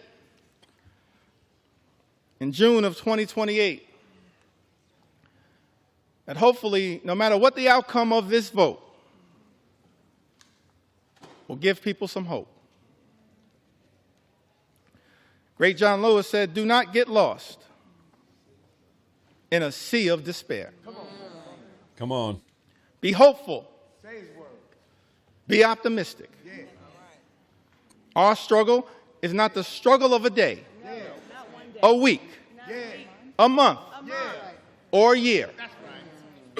It is the struggle of a lifetime. That's our struggle. No matter what, Mr. Speaker, you decide to do today, that's our struggle. Standing on the shoulders of John Lewis, that's our struggle. Okay. Never, ever be afraid to make some noise and get into good trouble. They're making a lot of good noise. Trouble. Good trouble. Necessary trouble. Standing on the shoulders of giants. John Lewis would often talk to us about his admiration for Dr. Martin Luther King, Jr. Dr. King, who would refer to John Lewis as the boy from Troy. The boy from Troy. Now, what's interesting to me, that civil rights movement, we can learn a lot from it. Started December of 1955. Dude, wrap it up. Oh, my God. Wrap it up, please, God. And Rosa Parks sat down on that bus so that all of us could have the courage to stand up. That's right. Wasn't an easy struggle. All the odds were stacked against That's right. these civil rights heroes and foot soldiers. And during the early days of the movement, a difficult part of the movement, Dr. King, after they've been targeted, arrested, beaten, harassed by the authorities,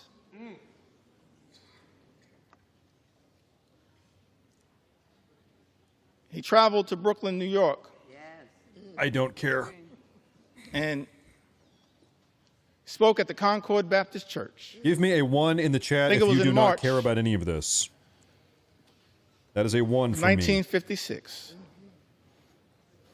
And he said to a group of people of every race, every religion, every life experience, the Concord Baptist Church in Bedford-Stuyvesant, said to them, no matter what the odds, we've got to press on. Press on. Dr. King said that if you can't fly, run. That's right. If you can't run, walk. That's right. If you can't walk, crawl. But at all times, press on. And keep pressing. There's Maxine Waters is loving it. And so as I take my seat, I just want to say to the American people that no matter what the outcome is on this singular day, we're going to press on. All right. We're going to press on. Okay, shut up. Wrap it up. Go away. All right. Now, shut up. We're going to press on. Okay, shut up. Get out of here. Okay, go away. Teresa. We're going to press on for our children. Thank you, Teresa. Press on for our seniors. Alan, press thank on you. for our veterans. Press on for our unions. Press on for our farmers. Press on for our dreamers. Press on for working class Americans. Press on for the middle class. Press on for all who aspire to be part of the middle class. Press on for the poor. Press on. Press out on of for here. the sick. Press on for the afflicted. Press on for the least. Press on for the lost. Press on for the left behind. Press on for the rule of law. Press on for the American way of life. Press on for democracy. We're going to press on until victory is won. Press on. I yield back. It's over. It's over.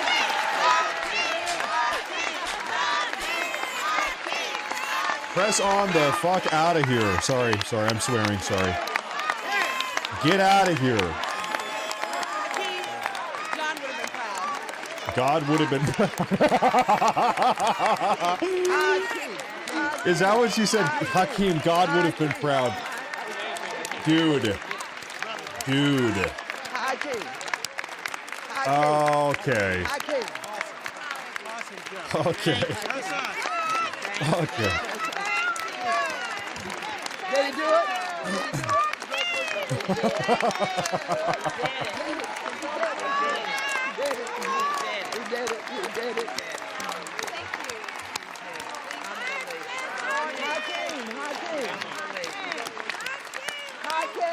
Okay.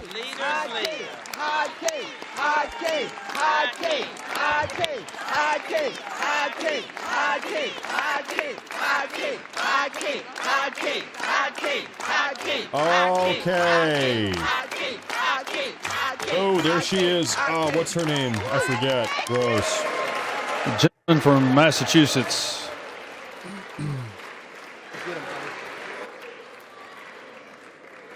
You don't need to take an hour. This gentleman from eight Massachusetts. hours. Gentleman from I think it's, Massachusetts. Mr. Speaker, I think it's fair to say the leader has done his part. I have no further speakers. I yield back our time. Gentleman from Massachusetts yield. All right, that's right. Let's go.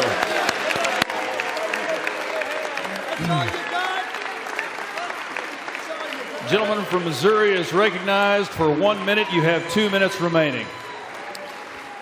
Mr. Speaker, could we have order? Order. The House will be in order. We need order.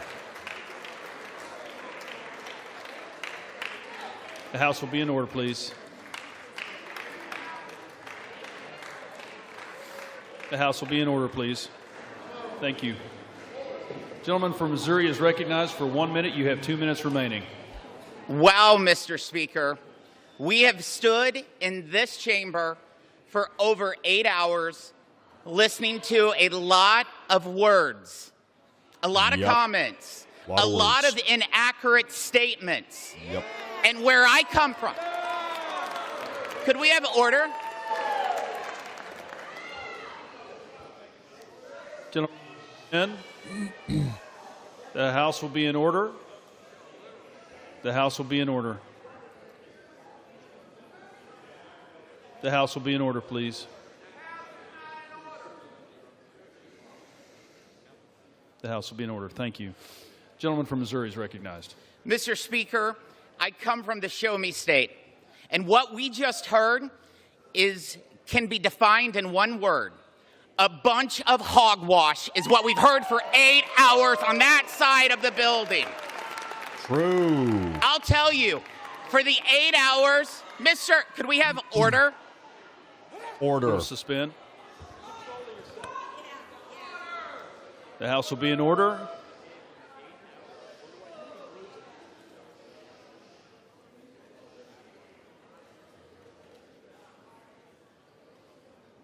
Thank you. He's recognized. Mr. Speaker, the 8 hours of hogwash that we just heard will not change the outcome that you will see very shortly when we deliver historic tax relief for working families, small business owners, and farmers. Very true.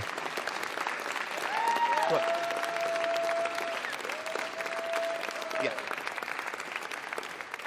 Mr. Speaker, I yield 1 minute to our great Speaker of the House, Mr. Mike Johnson.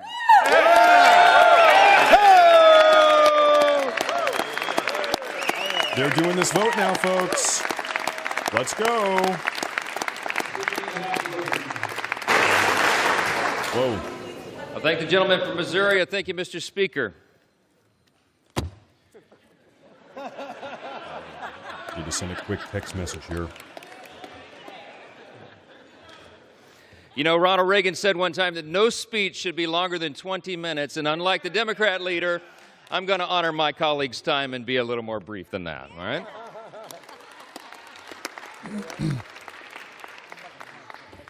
I just want to say something that many of us learned when we were children. We were taught, you know, it takes a lot longer to build a lie than to tell the simple truth.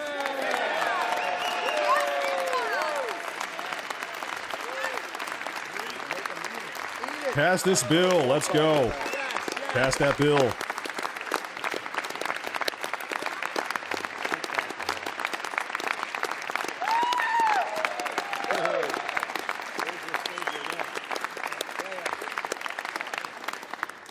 My friends and colleagues on both sides of the aisle, we've waited long enough. Some of us have literally been up for days now. But this day is a hugely important one in the history of our nation. Yes, we have it a big is. job to finish, and that's why we're here on the week of July 4th, just a day before now, America's birthday. It was on that fateful day, as a Democrat leader acknowledged, that our founders pledged their lives and their sacred honor to this grand experiment in self-governance that we are now here to steward. It's an experiment that falls to us to guard and to protect it. We take that very seriously on this side of the aisle. In just a few moments, we will remind the world why the American experiment still endures today and why its best days are still ahead of us. That's right. You tell him.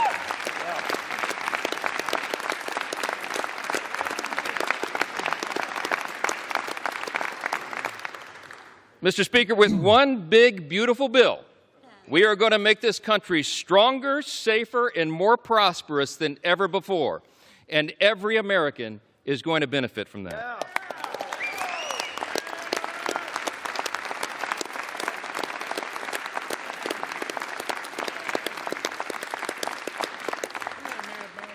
Today, we are laying a key cornerstone of America's new golden age. Now, listen, we have a few words of gratitude first. Scripture's been cited a lot this morning, I think mostly out of context, but what I will say... Ooh. What I will say, one thing that we know about Scripture is that we're supposed to give honor where honor is due, and that's what we do on this side of the aisle. I want to thank every single member of the House Republican Conference for their pouring their time and their heart and their expertise and experience into this process. I want to thank all of our amazing staff members, all of them. Yes.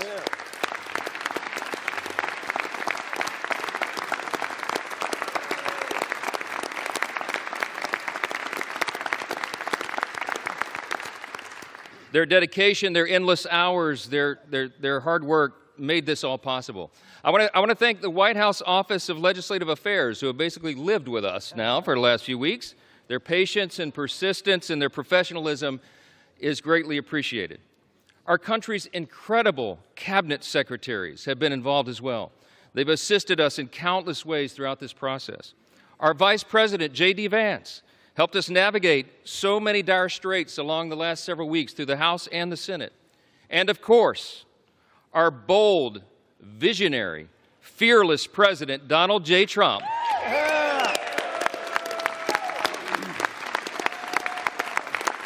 All right, pass the bill. Okay, pass the bill. Do it. President Trump is the creator and the champion of the America First agenda. We will deliver upon that today. We come a long way. We began this process really about 15 months ago. We had a sense and we believed that we would have unified government. We would have this moment where the Republican Party would be given control of the White House and the Senate and the House. And we determined to ourselves that we would not waste that historic opportunity. We've had spirited debates, we've had months of deliberation, and now we are finally ready to fulfill our promise to the American people. That's what we are doing today. Now, look, before I respond to the allegations from across the chamber, I just want to take us back to a day that most of us will remember so very fondly for the rest of our lives, and that's November 5th of 2024. That was Election Day, a fateful one for America. The reason that was so important, the reason it was such a turn in history is because the American people spoke with unmistakable clarity. We sensed it as we were all out campaigning. We saw that there would be a demographic shift in America, and that is exactly what the election yielded.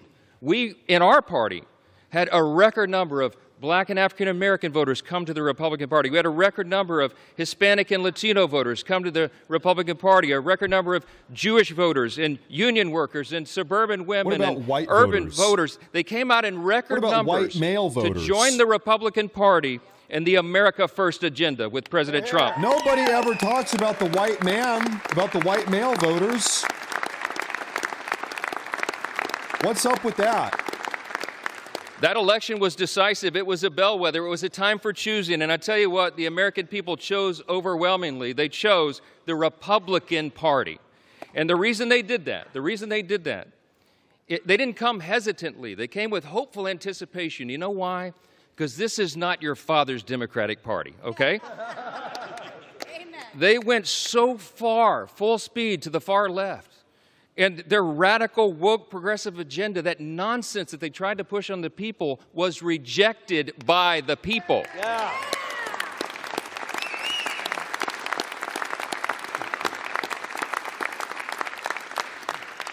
These new voters came to us. They had enough of the Biden-Harris madness and all the things they were trying to hoist upon the American people that they just don't believe in their hearts. And they were hopeful. They came to us with hope. They wanted us to restore common sense and accountability, and we promised to them that we would do just that. Those new demographics came to the Republican Party because of open borders wreaking havoc on their communities. They came because of weakness at home that fueled instability abroad, and because trillions in reckless spending put the price of gas and groceries further out of the reach for hardworking Americans. It wasn't right. President Trump and our Republican majority in Congress are fixing all of that right now. President Trump said this week, we're the hottest country in the world again.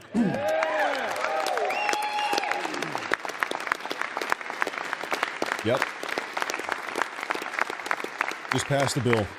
My friends, that is an objective truth. Hey, listen, how about all the wins for the president and this party?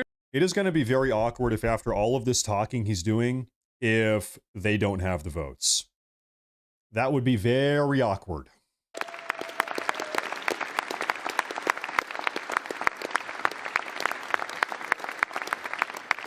You got to hold your applause. There's too many wins. Are you tired of winning yet? No!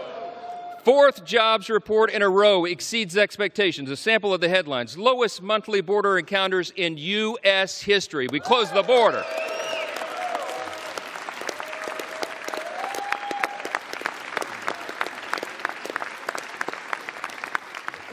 Last couple of days, a new trade deal with Vietnam and all the countries of the world, around the world lining up for that. U Penn agrees to ban biological men from women's sports.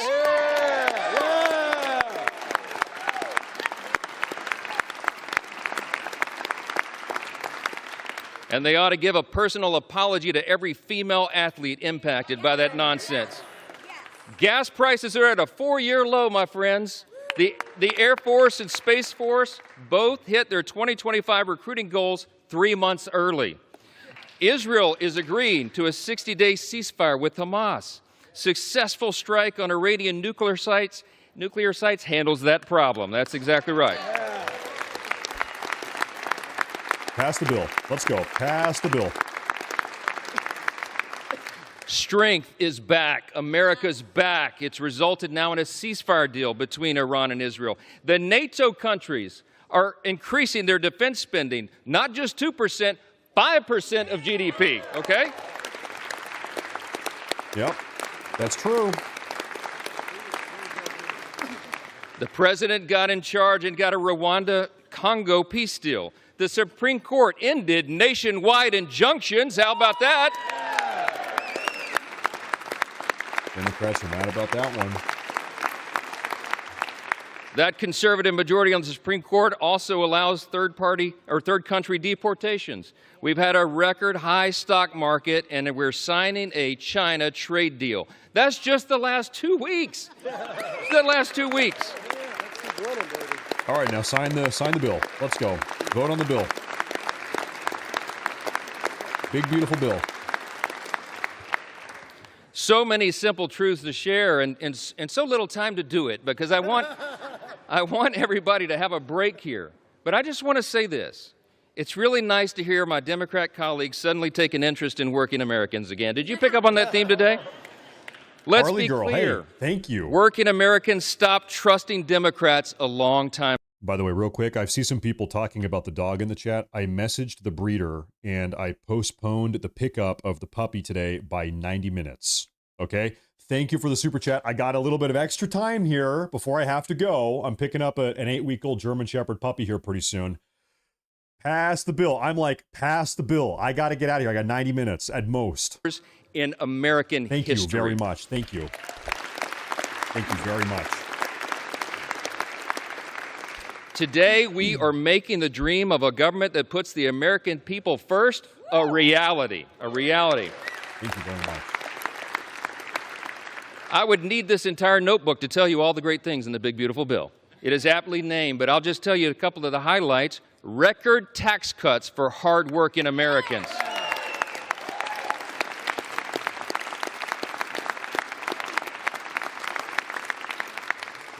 Historic savings at the same time to end reckless spending.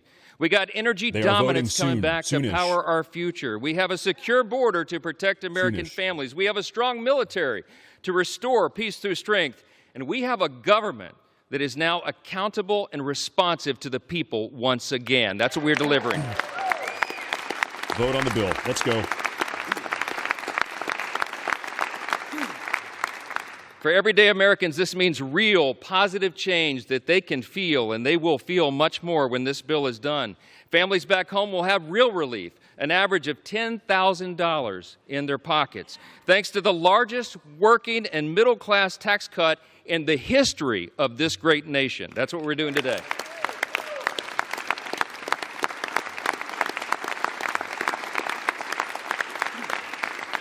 You got hardworking Americans like our waiters and our bellhops and our hairstylists. They're going to keep 100% of their tips and overtime pay. That is money they earned. It does not belong to the government. It belongs to them, and they deserve to keep it. Thank you, guys. Thank you very much. Thank you very much. I appreciate that. Small businesses that want to build and expand new factories, you know what they can do now? They can write off 100% of their investment. That will have us a lot more building. Young families who want to buy a home will be able to, thanks to historic savings that will put our country on a stronger financial footing. Pregnant women, children, seniors, single mothers, the disabled, and the low-income Americans among us receiving Medicaid and SNAP will have the peace of mind of knowing that we've made these safety nets stronger with our reforms. All right.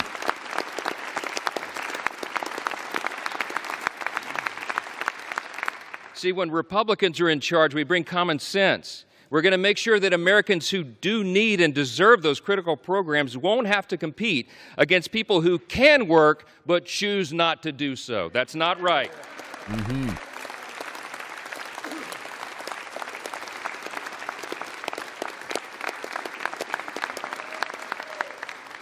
This bill is going to put fairness back in the system. We are returning to common sense. We're returning to what is good and decent that people know in their hearts, and that's why they support it. More Americans will be working, volunteering, and serving their communities because modest, common-sense work requirements will restore dignity and purpose to those on taxpayer-funded benefits. The bill will also mean that safer streets are available in every zip code around the country because our border will remain fully and totally secure. They're going to build that wall. That wall is getting finished. About time. The Republican Party stands for law and order, and this is the side that stands with law enforcement, the brave men and women who are on the front line.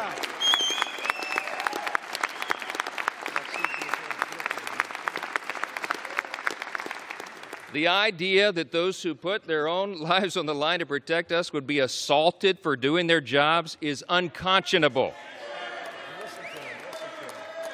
Law enforcement, I know you agree. I know, amen. Law enforcement will have the help of a border wall now that's 100% complete. Yeah! That's what we need.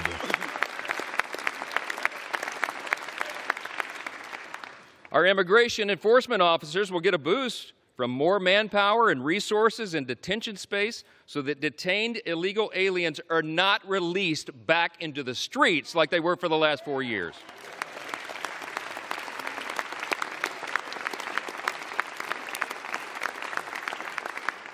And our homeland can rest soundly again under the protection of President Trump's Golden Dome. That's what we're investing in. Folks, this is Republican Congressional Rep Tim Burchett. He said just now, I wasn't really sure how to vote, but after watching Hakeem for 30 seconds, I am firmly a yes. He was one of the undecided voters. He was one of the holdout Republicans. Guess what? He's on board. Legislation, and that's exactly Thanks, what Hakeem. Democrats will vote to oppose today. That's a fact. We didn't write this bill for the Democratic Party or the elites or the media. This bill is for hardworking Americans, and they deserve it.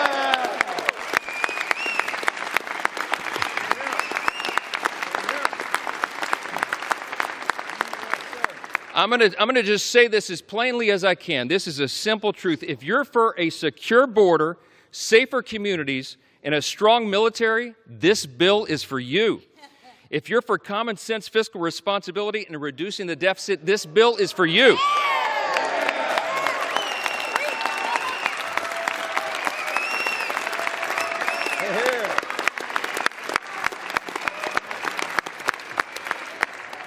If you're for fair and lower taxes, bigger paychecks, affordable gas and groceries, and restoring dignity to hard work, this is the bill for you.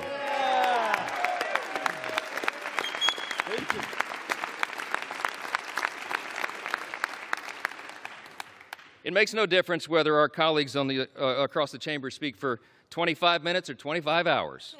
They can't change the truth. And today was about performance for some of them. But today for us is about results. Results that improve the lives of Americans, regardless of their race, religion, color, or creed. It does not matter.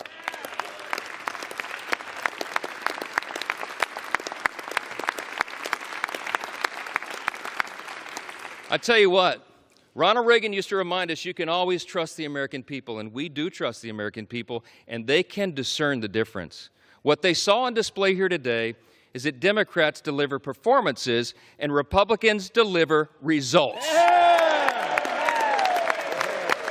Can't argue with that. No, you can't. Today, my friends, we are ready now. We are going to deliver what we were sent here to do, and every American will benefit from it. In 1793, just steps from where we stand today, President George Washington laid the first cornerstone of the United States Capitol. Over 50 years later, on July 4th again, members of this body gathered once again to lay a second cornerstone. Once more on July 4th, at the height of the Cold War, Congress laid a third cornerstone. Okay, and hey, this week, thank you. With this vote today, appreciate that a lot. Thank you. On our nation's birthday being tomorrow, we lay a fourth. With this bill, we can vote as stewards of that great legacy that we have inherited in this extraordinary nation that we are blessed to live in. We can lay another sturdy foundation for the future of this country, a future where working Americans can feel relief, where government can finally start living within its means again, and where the United States is safer, stronger, and more prosperous than ever before. That's right. Thank you very much. Now, I'm going to say this as they mock America and mock everything and mock the bill. We'll see how the people feel about that. Yeah. Oh, they're mad. So listen, seriously, as friends and colleagues, really, across the aisle, what we celebrate tomorrow is the nation's birthday. Let's put the politics aside for a minute, and let's reflect on our blessings. No kidding, really. Tomorrow is the 249th birthday of our nation, and that's right. 249. Big deal. Almost 250. Yeah! USA! USA! Been here a long time. USA! USA! USA! USA! We're the oldest constitutional republic on the face of the planet. Everybody else copied us afterwards. I mean this sincerely. I thank my colleagues for standing. We all should be united in that. We are. We have squabbles, we have partisan debates and all of this, but at the end of the day, we're all Americans, man. And we gotta believe that. We gotta know it. We gotta recognize that we live in the greatest nation in the history of the world. It's not even close.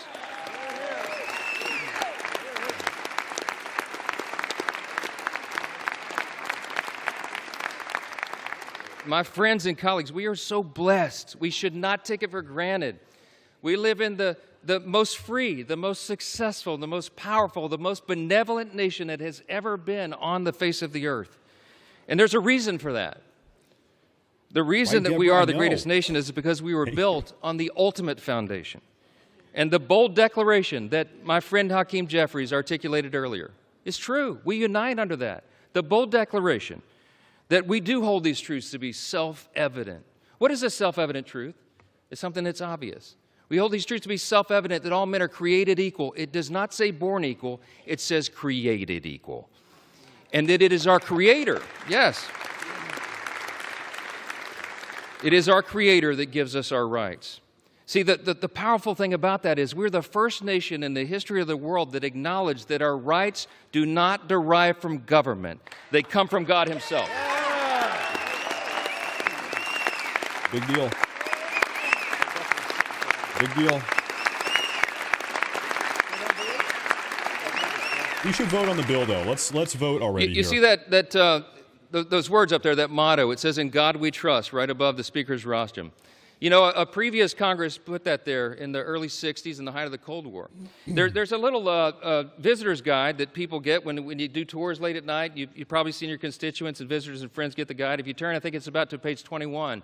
It explains why that's there. And it says, Congress voted to put that there as a rebuke to the Soviets' worldview at the height of the Cold War. Why? Because communism, socialism, find their root in Marxism. And Marxism begins with the belief that there is no God. It's wrong. And this Congress made us stand those many years ago, and we should do it again. We're different, we're distinct, we're exceptional, because we acknowledge that right there, our motto.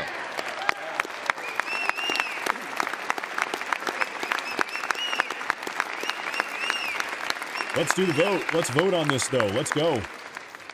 It doesn't say in government we trust. It says in God we trust. And we better remember that.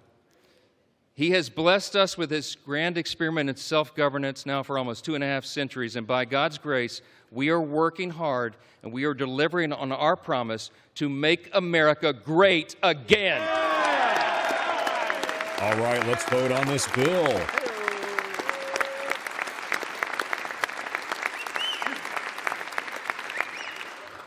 This is without a doubt the most important vote of this Congress, and I think this may be the most important vote that any of us take in our entire lifetimes. And everybody better remember it, however you vote today. My friends, the President of the United States is waiting with his pen. The American people are waiting for this relief. Ooh. We've heard enough talk. It's time for action. Let's finish the job for him. Vote yes on the bill. All right, let's go. We're voting yes on the bill. Ladies and gentlemen, it is time. Let's go. With that, I yield back. Whoa, whoa, whoa, whoa, whoa, whoa, whoa, whoa, too loud. Whoa. Whoa, whoa. All right. The gentleman yields, and all time for debate has expired. Ladies and gentlemen, it is time to vote for this bill. I'm so excited. This is a big day. You guys know I've been controversially pushing to this House bill Resolution for a little while 566, now. the previous I'm very question is excited ordered. here. The question is on the motion by the gentleman from Texas, Mr. Arrington. All those in favor say aye. Those opposed, no. The ayes have it. The motion is agreed to. For what purpose does the gentleman from Massachusetts seek recognition? Vote is requested. Those favoring a recorded vote will rise. A sufficient number having risen, a recorded vote is ordered. Members will record their votes by electronic device. This will be a 15-minute vote. All right, here we go, folks. We're gonna see the numbers coming on in. So we are expecting to see 219 votes right here. This number, total Republican, 219 is what we are expecting to see. Give this some time. Everybody's plugging in their votes. Where do they even do it? I guess it's these little buttons right here. They probably plug in an ID card and then vote on this thing. Allegedly, we have been able to lock in 219 votes, which is actually 2 extra votes. All we need really is 217 to make this thing happen. But 219, I think, is what we are expecting here. Still at the moment, there seems to be one Republican holdout, Representative Fitzpatrick, who is refusing to vote for this because it does not include any money or weapons for Ukraine. There is one Republican that has said, I'm not going to vote for this, allegedly. Allegedly, that's what he said. Everybody's reporting on that, at least.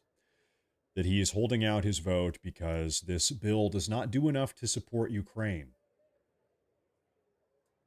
We're up to 150.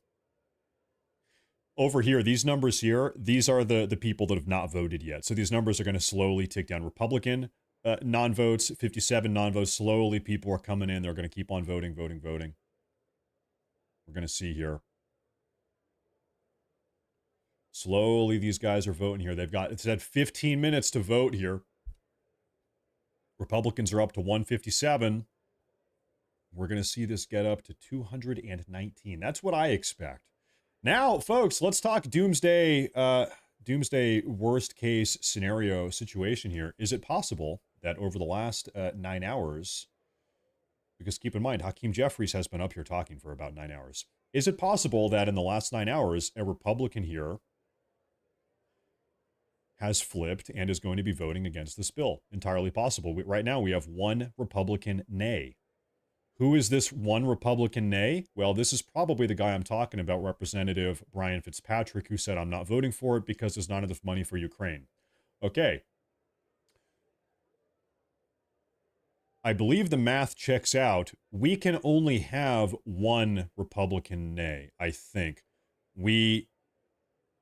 Maybe two. I think we can only have one. The point is, we do not want to see any more Republican nays. We need to see a bunch more Republican yays. That's really what we're looking to see here. So there is our one Republican nay. Presumably that is Fitzpatrick. Now, we have known that Thomas Massie for the last couple of weeks has been talking about not voting for this bill. I'm not voting for the bill. Thomas Massie's not voting for the bill. That being said, it seems like Thomas Massie has actually flipped over. It seems like Thomas Massie has decided to come on over here. Seems to be the case.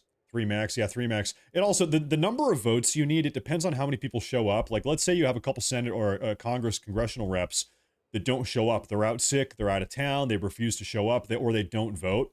It actually offsets how many votes you need total to pass this thing. Keep in mind, this bill passed, well, a previous version of this bill passed about 5 weeks ago.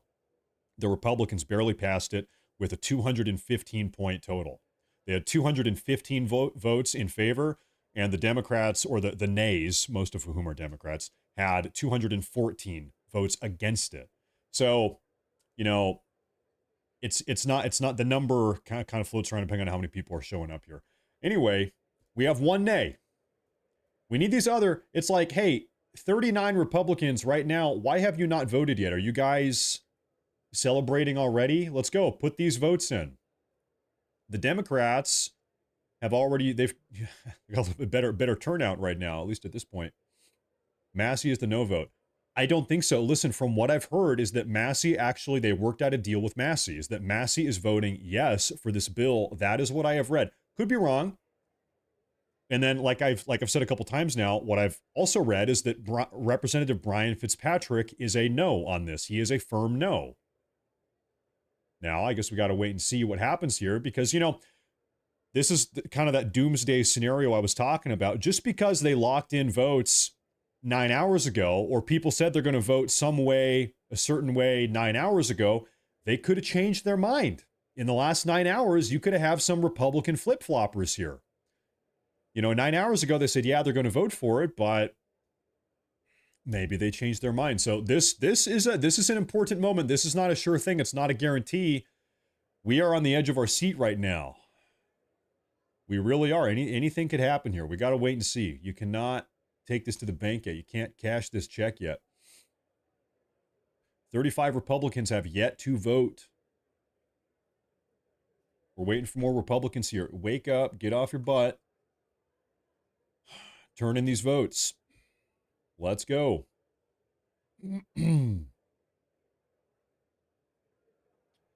Get up and put these votes in. They've got 9 minutes left. Although I don't think that this timer actually means anything. I think the way we've seen these votes gone the votes have gone over the last couple days, last day and a half, is that the timer doesn't mean anything. They're totally willing to blow past that timer.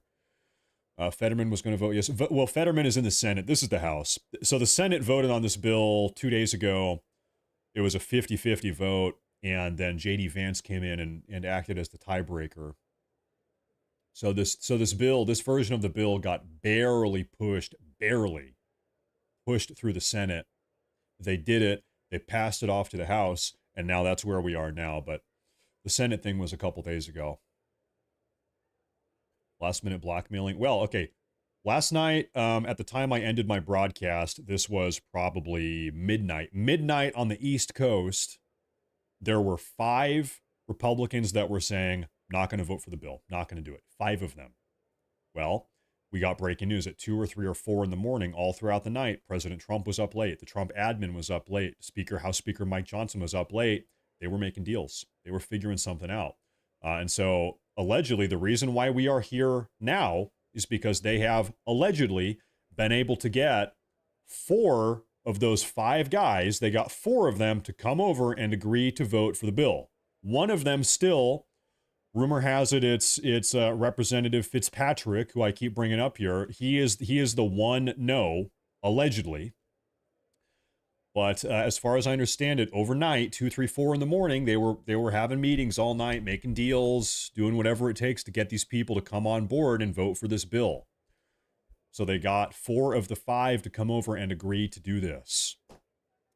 That is what all that, I mean, that's what every report is suggesting, at least. So we are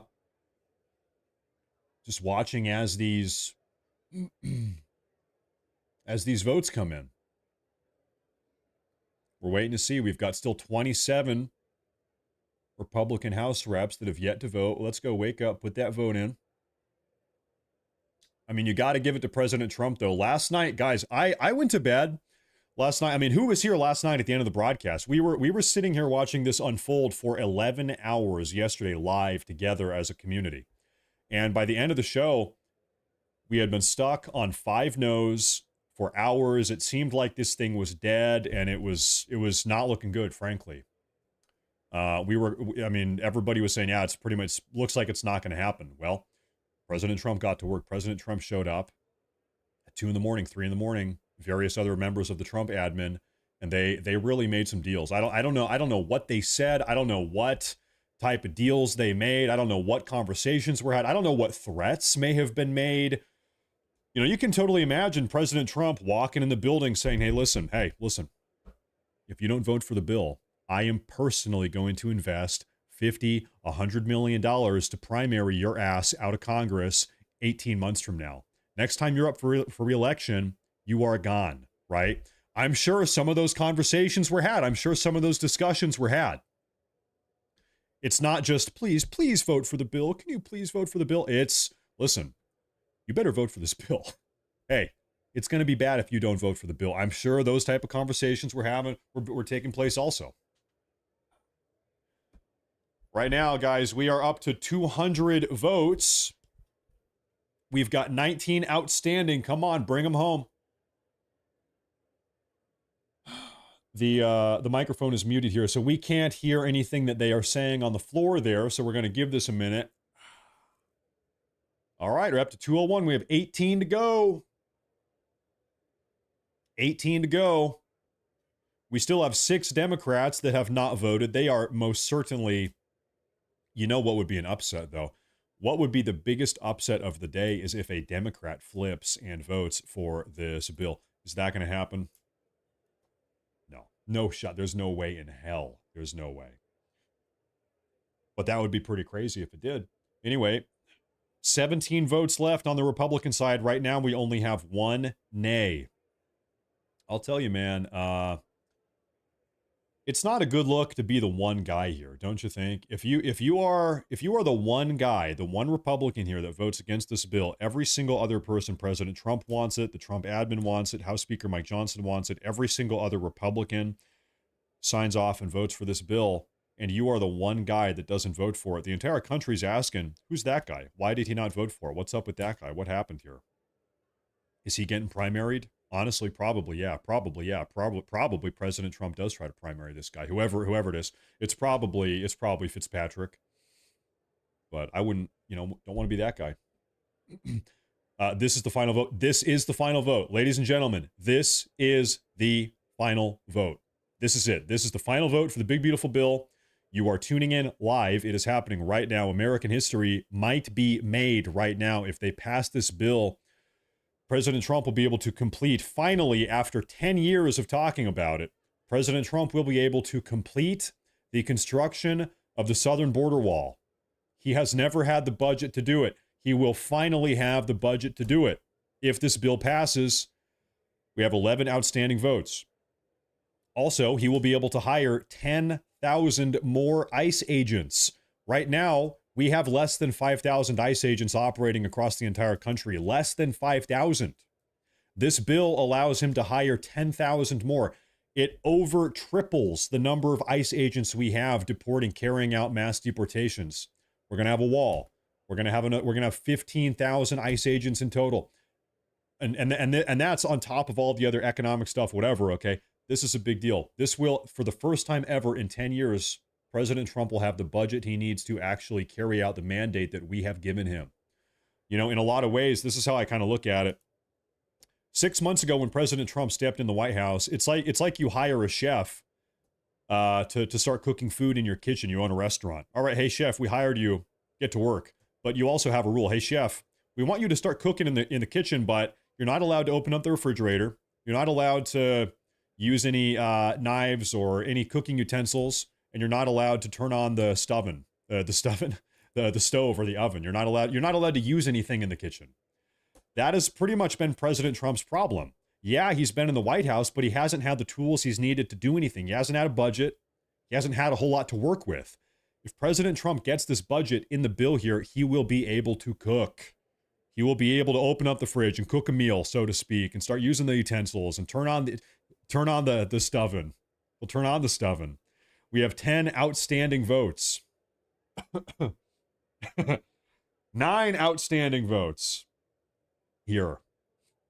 Take a look at these super chats. This is the final countdown. Gonfall, that is right. And thank you. Thank you for that super chat. Comes down to this. It's a big day. Comes down to this. Every time Matt says vote, we all drink. You will die of alcohol poisoning. You should not do that. Vote. Don't do that. Hey, thank you. Dear God, please let a Democrat flip. That would be pretty good. But right now we only have one outstanding Democrat here. Probably they're going to vote for the nay. We have 9 outstanding Republicans here. These guys are down here taking selfies. They're already celebrating. Listen, guys, don't celebrate yet. Listen, you might call me a pessimist. I'm not a pessimist. I'm a realist. The show is not over until a fat lady sings. Okay? The fat lady has not sung yet. We still have 9 fat ladies here. 8 fat ladies that need to get to work and play. Oh, ladies and gentlemen, nay vote. That's bad. Ladies and gentlemen. Now we have 2 nay votes. We have 5 outstanding votes. Okay, so I'm doing the math in my head here. Guys, we can afford 1 more nay vote. At most, we can have 3 nay votes. At most. I believe. Take a look at the super chat here from Michael P. For the pop and your stamina, speaking hours longer yesterday than Jeffrey. That's true. Hey, that's true. I didn't even think about that. True. Thank you. I appreciate that. Thank you for the outstanding work, continued success, and blessings on you and your family. God bless President Trump and the United States of America and this entire live chat. Everybody in the audience, God bless everybody. Thank you. Thank you very much. Everybody's down here clapping. Look at that. Guys, we're up to 216. Guys, hold up. Okay, we need 1 more vote. 1 more vote. I'm doing the math. This final Democrat votes nay. That puts them at 214. If these 2 were to vote nay, that puts them at 216. That's 216, 216. It's dead. We need 1 more vote. We need 1 more vote. The final Democrat has voted nay. We need 1 of these 2 Republican votes. 1 more. There's 2 left. Let's go. And this bill is going to pass. We need to see 1 more of these. Come on now. Come on.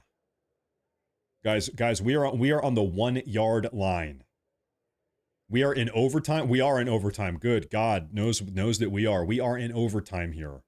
We are on the 1 yard line. It's almost over. We got to run it up the middle here.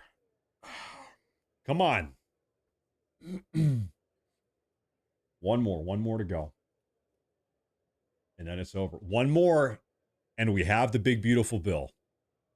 And President Trump can go turn on the stovin. whatever I said. One more to go. A lot of suspense. Yeah, this is a nail biter. It really is coming down to the end here, coming down to the wire. It's a close one. Who?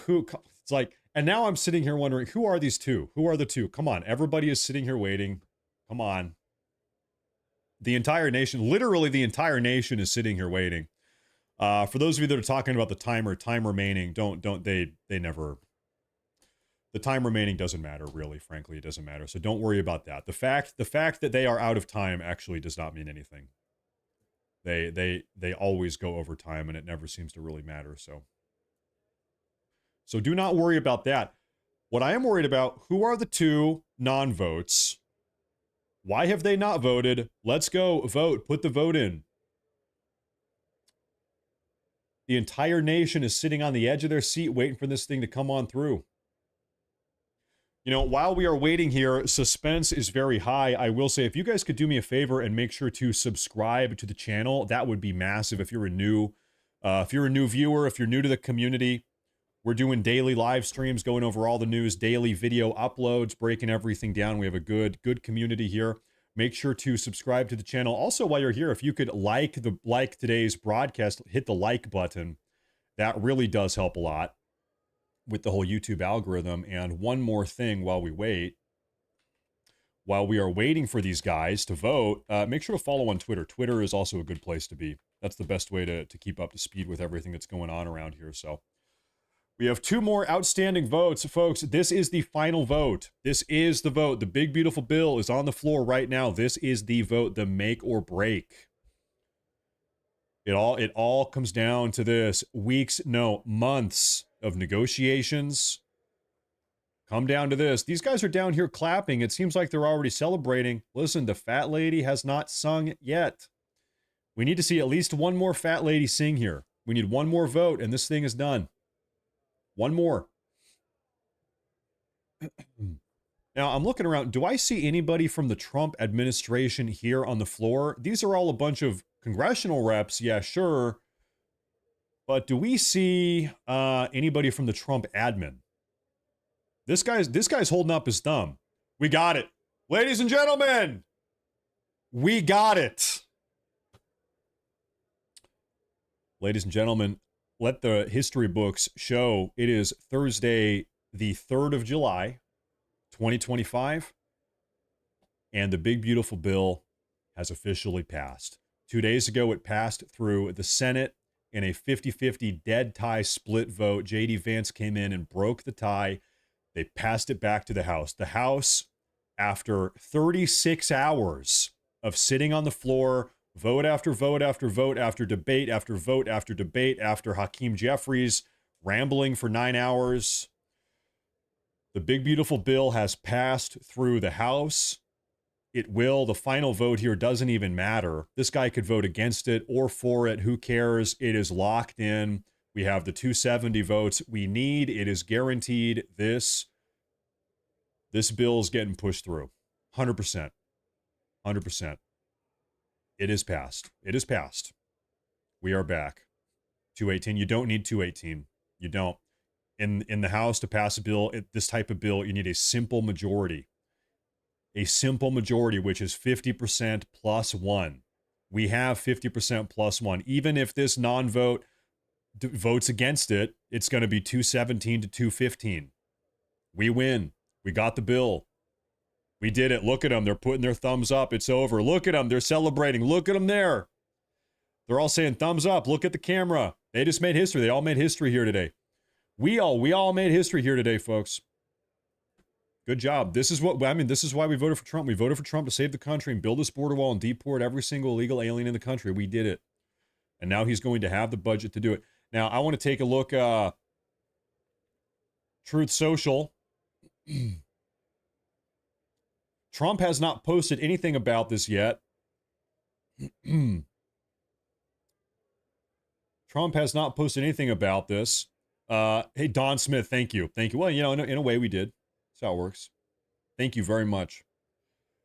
Ladies and gentlemen, the deed has been done. We got it. We got it. After months, after frankly months of far-left progressive fear-mongering, lying, talking about how the bill is going to ruin the economy. It's going to cut all these people off of Medicaid. Hardware, it's going to result in 10,000 American deaths per year. Blah, blah, blah. All of this far-left progressive propaganda bullshit is what it was. President Trump is finally, now that he has this bill, he will finally be able to start cooking. He will finally be able to enact the agenda, push forward the policies that he campaigned on, that he promised us he would push forward. This is why we voted for him, and now he is actually going to have the budget he needs to do it. Remember, I was talking about this earlier in today's broadcast. In 2017, in 2018, he got screwed over by the Republican GOP. There's no doubt about that. The Republican Party was still a swamp. It was still a swamp full of rhinos, Republicans in name only.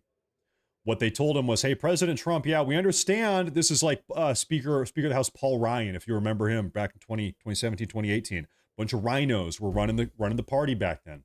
Trump comes in. Trump wants a border wall. Trump wants mass deportations. Trump wants to make America great again. That's why we voted for him the first time. He gets in the White House. He needs a budget to do it. Okay, the House Republicans and the Senate Republicans, they told him, all right, Trump, listen. We will work with you. We'll give you the budget for the wall and for the deportations. But first, you need to pass the bills that we want to pass. Trump said, okay, all right, whatever. So Trump signed off on the stuff that they wanted to pass. And then after 2 or 3 bills that they wanted, that the rhinos wanted, Trump said, all right, now it's time for a wall budget and for a deportation budget. They said, actually, yeah, no, we're not going to do that. Yeah. This is the rhinos. They betrayed him. They said, yeah, we're not going to do that. Sorry. And then they went and lost the midterms. So in 2019 and 2020, President Trump, even if he wanted to have but he couldn't have it. So he got backstabbed by the rhinos. And then they lost the midterms. And that really undermined and kneecapped his first term in the White House, his first time in the White House. Okay, so people have been asking, why do we have this big, beautiful bill? You know, why not a bunch of little bills this time around? It's because he was backstabbed 6-7 years ago. Okay, Trump, he's smart. He has a good memory. Trump knows that if he didn't bake all of this into one big bill, including everything they wanted and everything he wanted, they're going to backstab him again. That was his concern. And so that's why we have this big, beautiful bill. This number is up to 218, by the way. 218 versus 2. The yeas are 218. The nays are 214. The motion is adopted. Big, beautiful bill.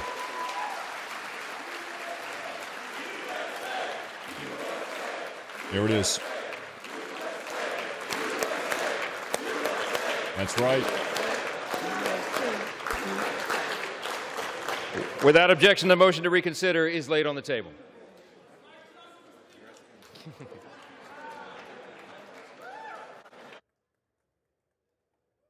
We got it. All right, ladies and gentlemen, that is a wrap. They locked it in. The gavel has been smacked down on the podium there. The House Speaker has smacked down. He's brought down the hammer. You ready? The chair lays before the House a communication. The Honorable Speaker, House of Representatives, sir. Pursuant to the permission granted in Clause 2H of Rule 2 of the Rules of the U.S. House of Representatives, the clerk received the following message from the Secretary of the Senate on June 27, 2025 at 3:36 p.m.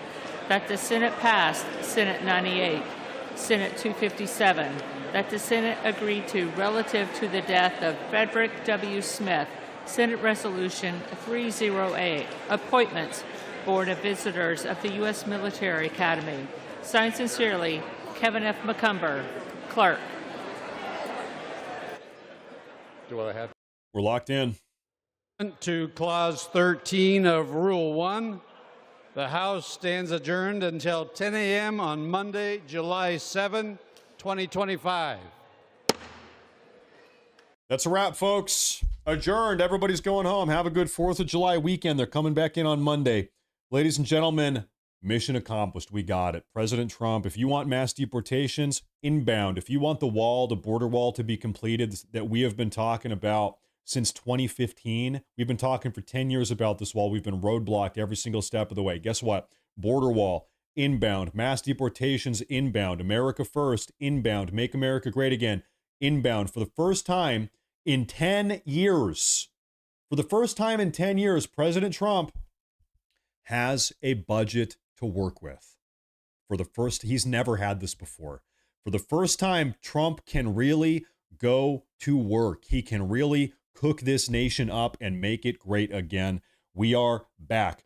Raya with a massive $49.99 super chat. Thank you. You are one. In fact, I said, Kathy, you know who my number one viewer is? It's Raya. She's always dropping in. Raya, well, no offense to anybody else. She's one of my many number ones. Let me put it that way. Raya, thank you very much. She says, best stream, great stream. We've got a lot of we have a lot of number ones around here. Your time and hard work. Love your channel. Love the members winning. We are all winning. This is a victory for America. Thank you very much. Okay, guys. I got to get out of here because I need to go hop in the car with my family. We're going to go drive for 4 hours. We're going to go pick up a German Shepherd puppy. We are taking in an 8-week-old German Shepherd puppy into the family today. We're getting a new member of the family, 8-week-old German Shepherd puppy. Then we got to drive back home another 4. It's going to be 8 hours of driving today to go get this dog. So I need to go take a shower and get out of here. Thank you all very much for tuning in. This has been a great day. Hey, if you guys follow me on Twitter later today, I will post a picture of this puppy. So make sure to follow on Twitter here. If you want to see that puppy on Twitter, have a great 4th of July. That is tomorrow. I'm not sure if I'm going to do a live stream tomorrow. If I do, I'm not sure. But anyway, if I don't, have a great 4th of July, Independence Day, 249 years of the greatest country on the face of the planet.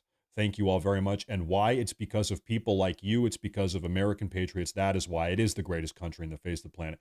Thank you, guys. I'm out of here. Have a great weekend. And thank you all for tuning in this morning. What a great day. Take care.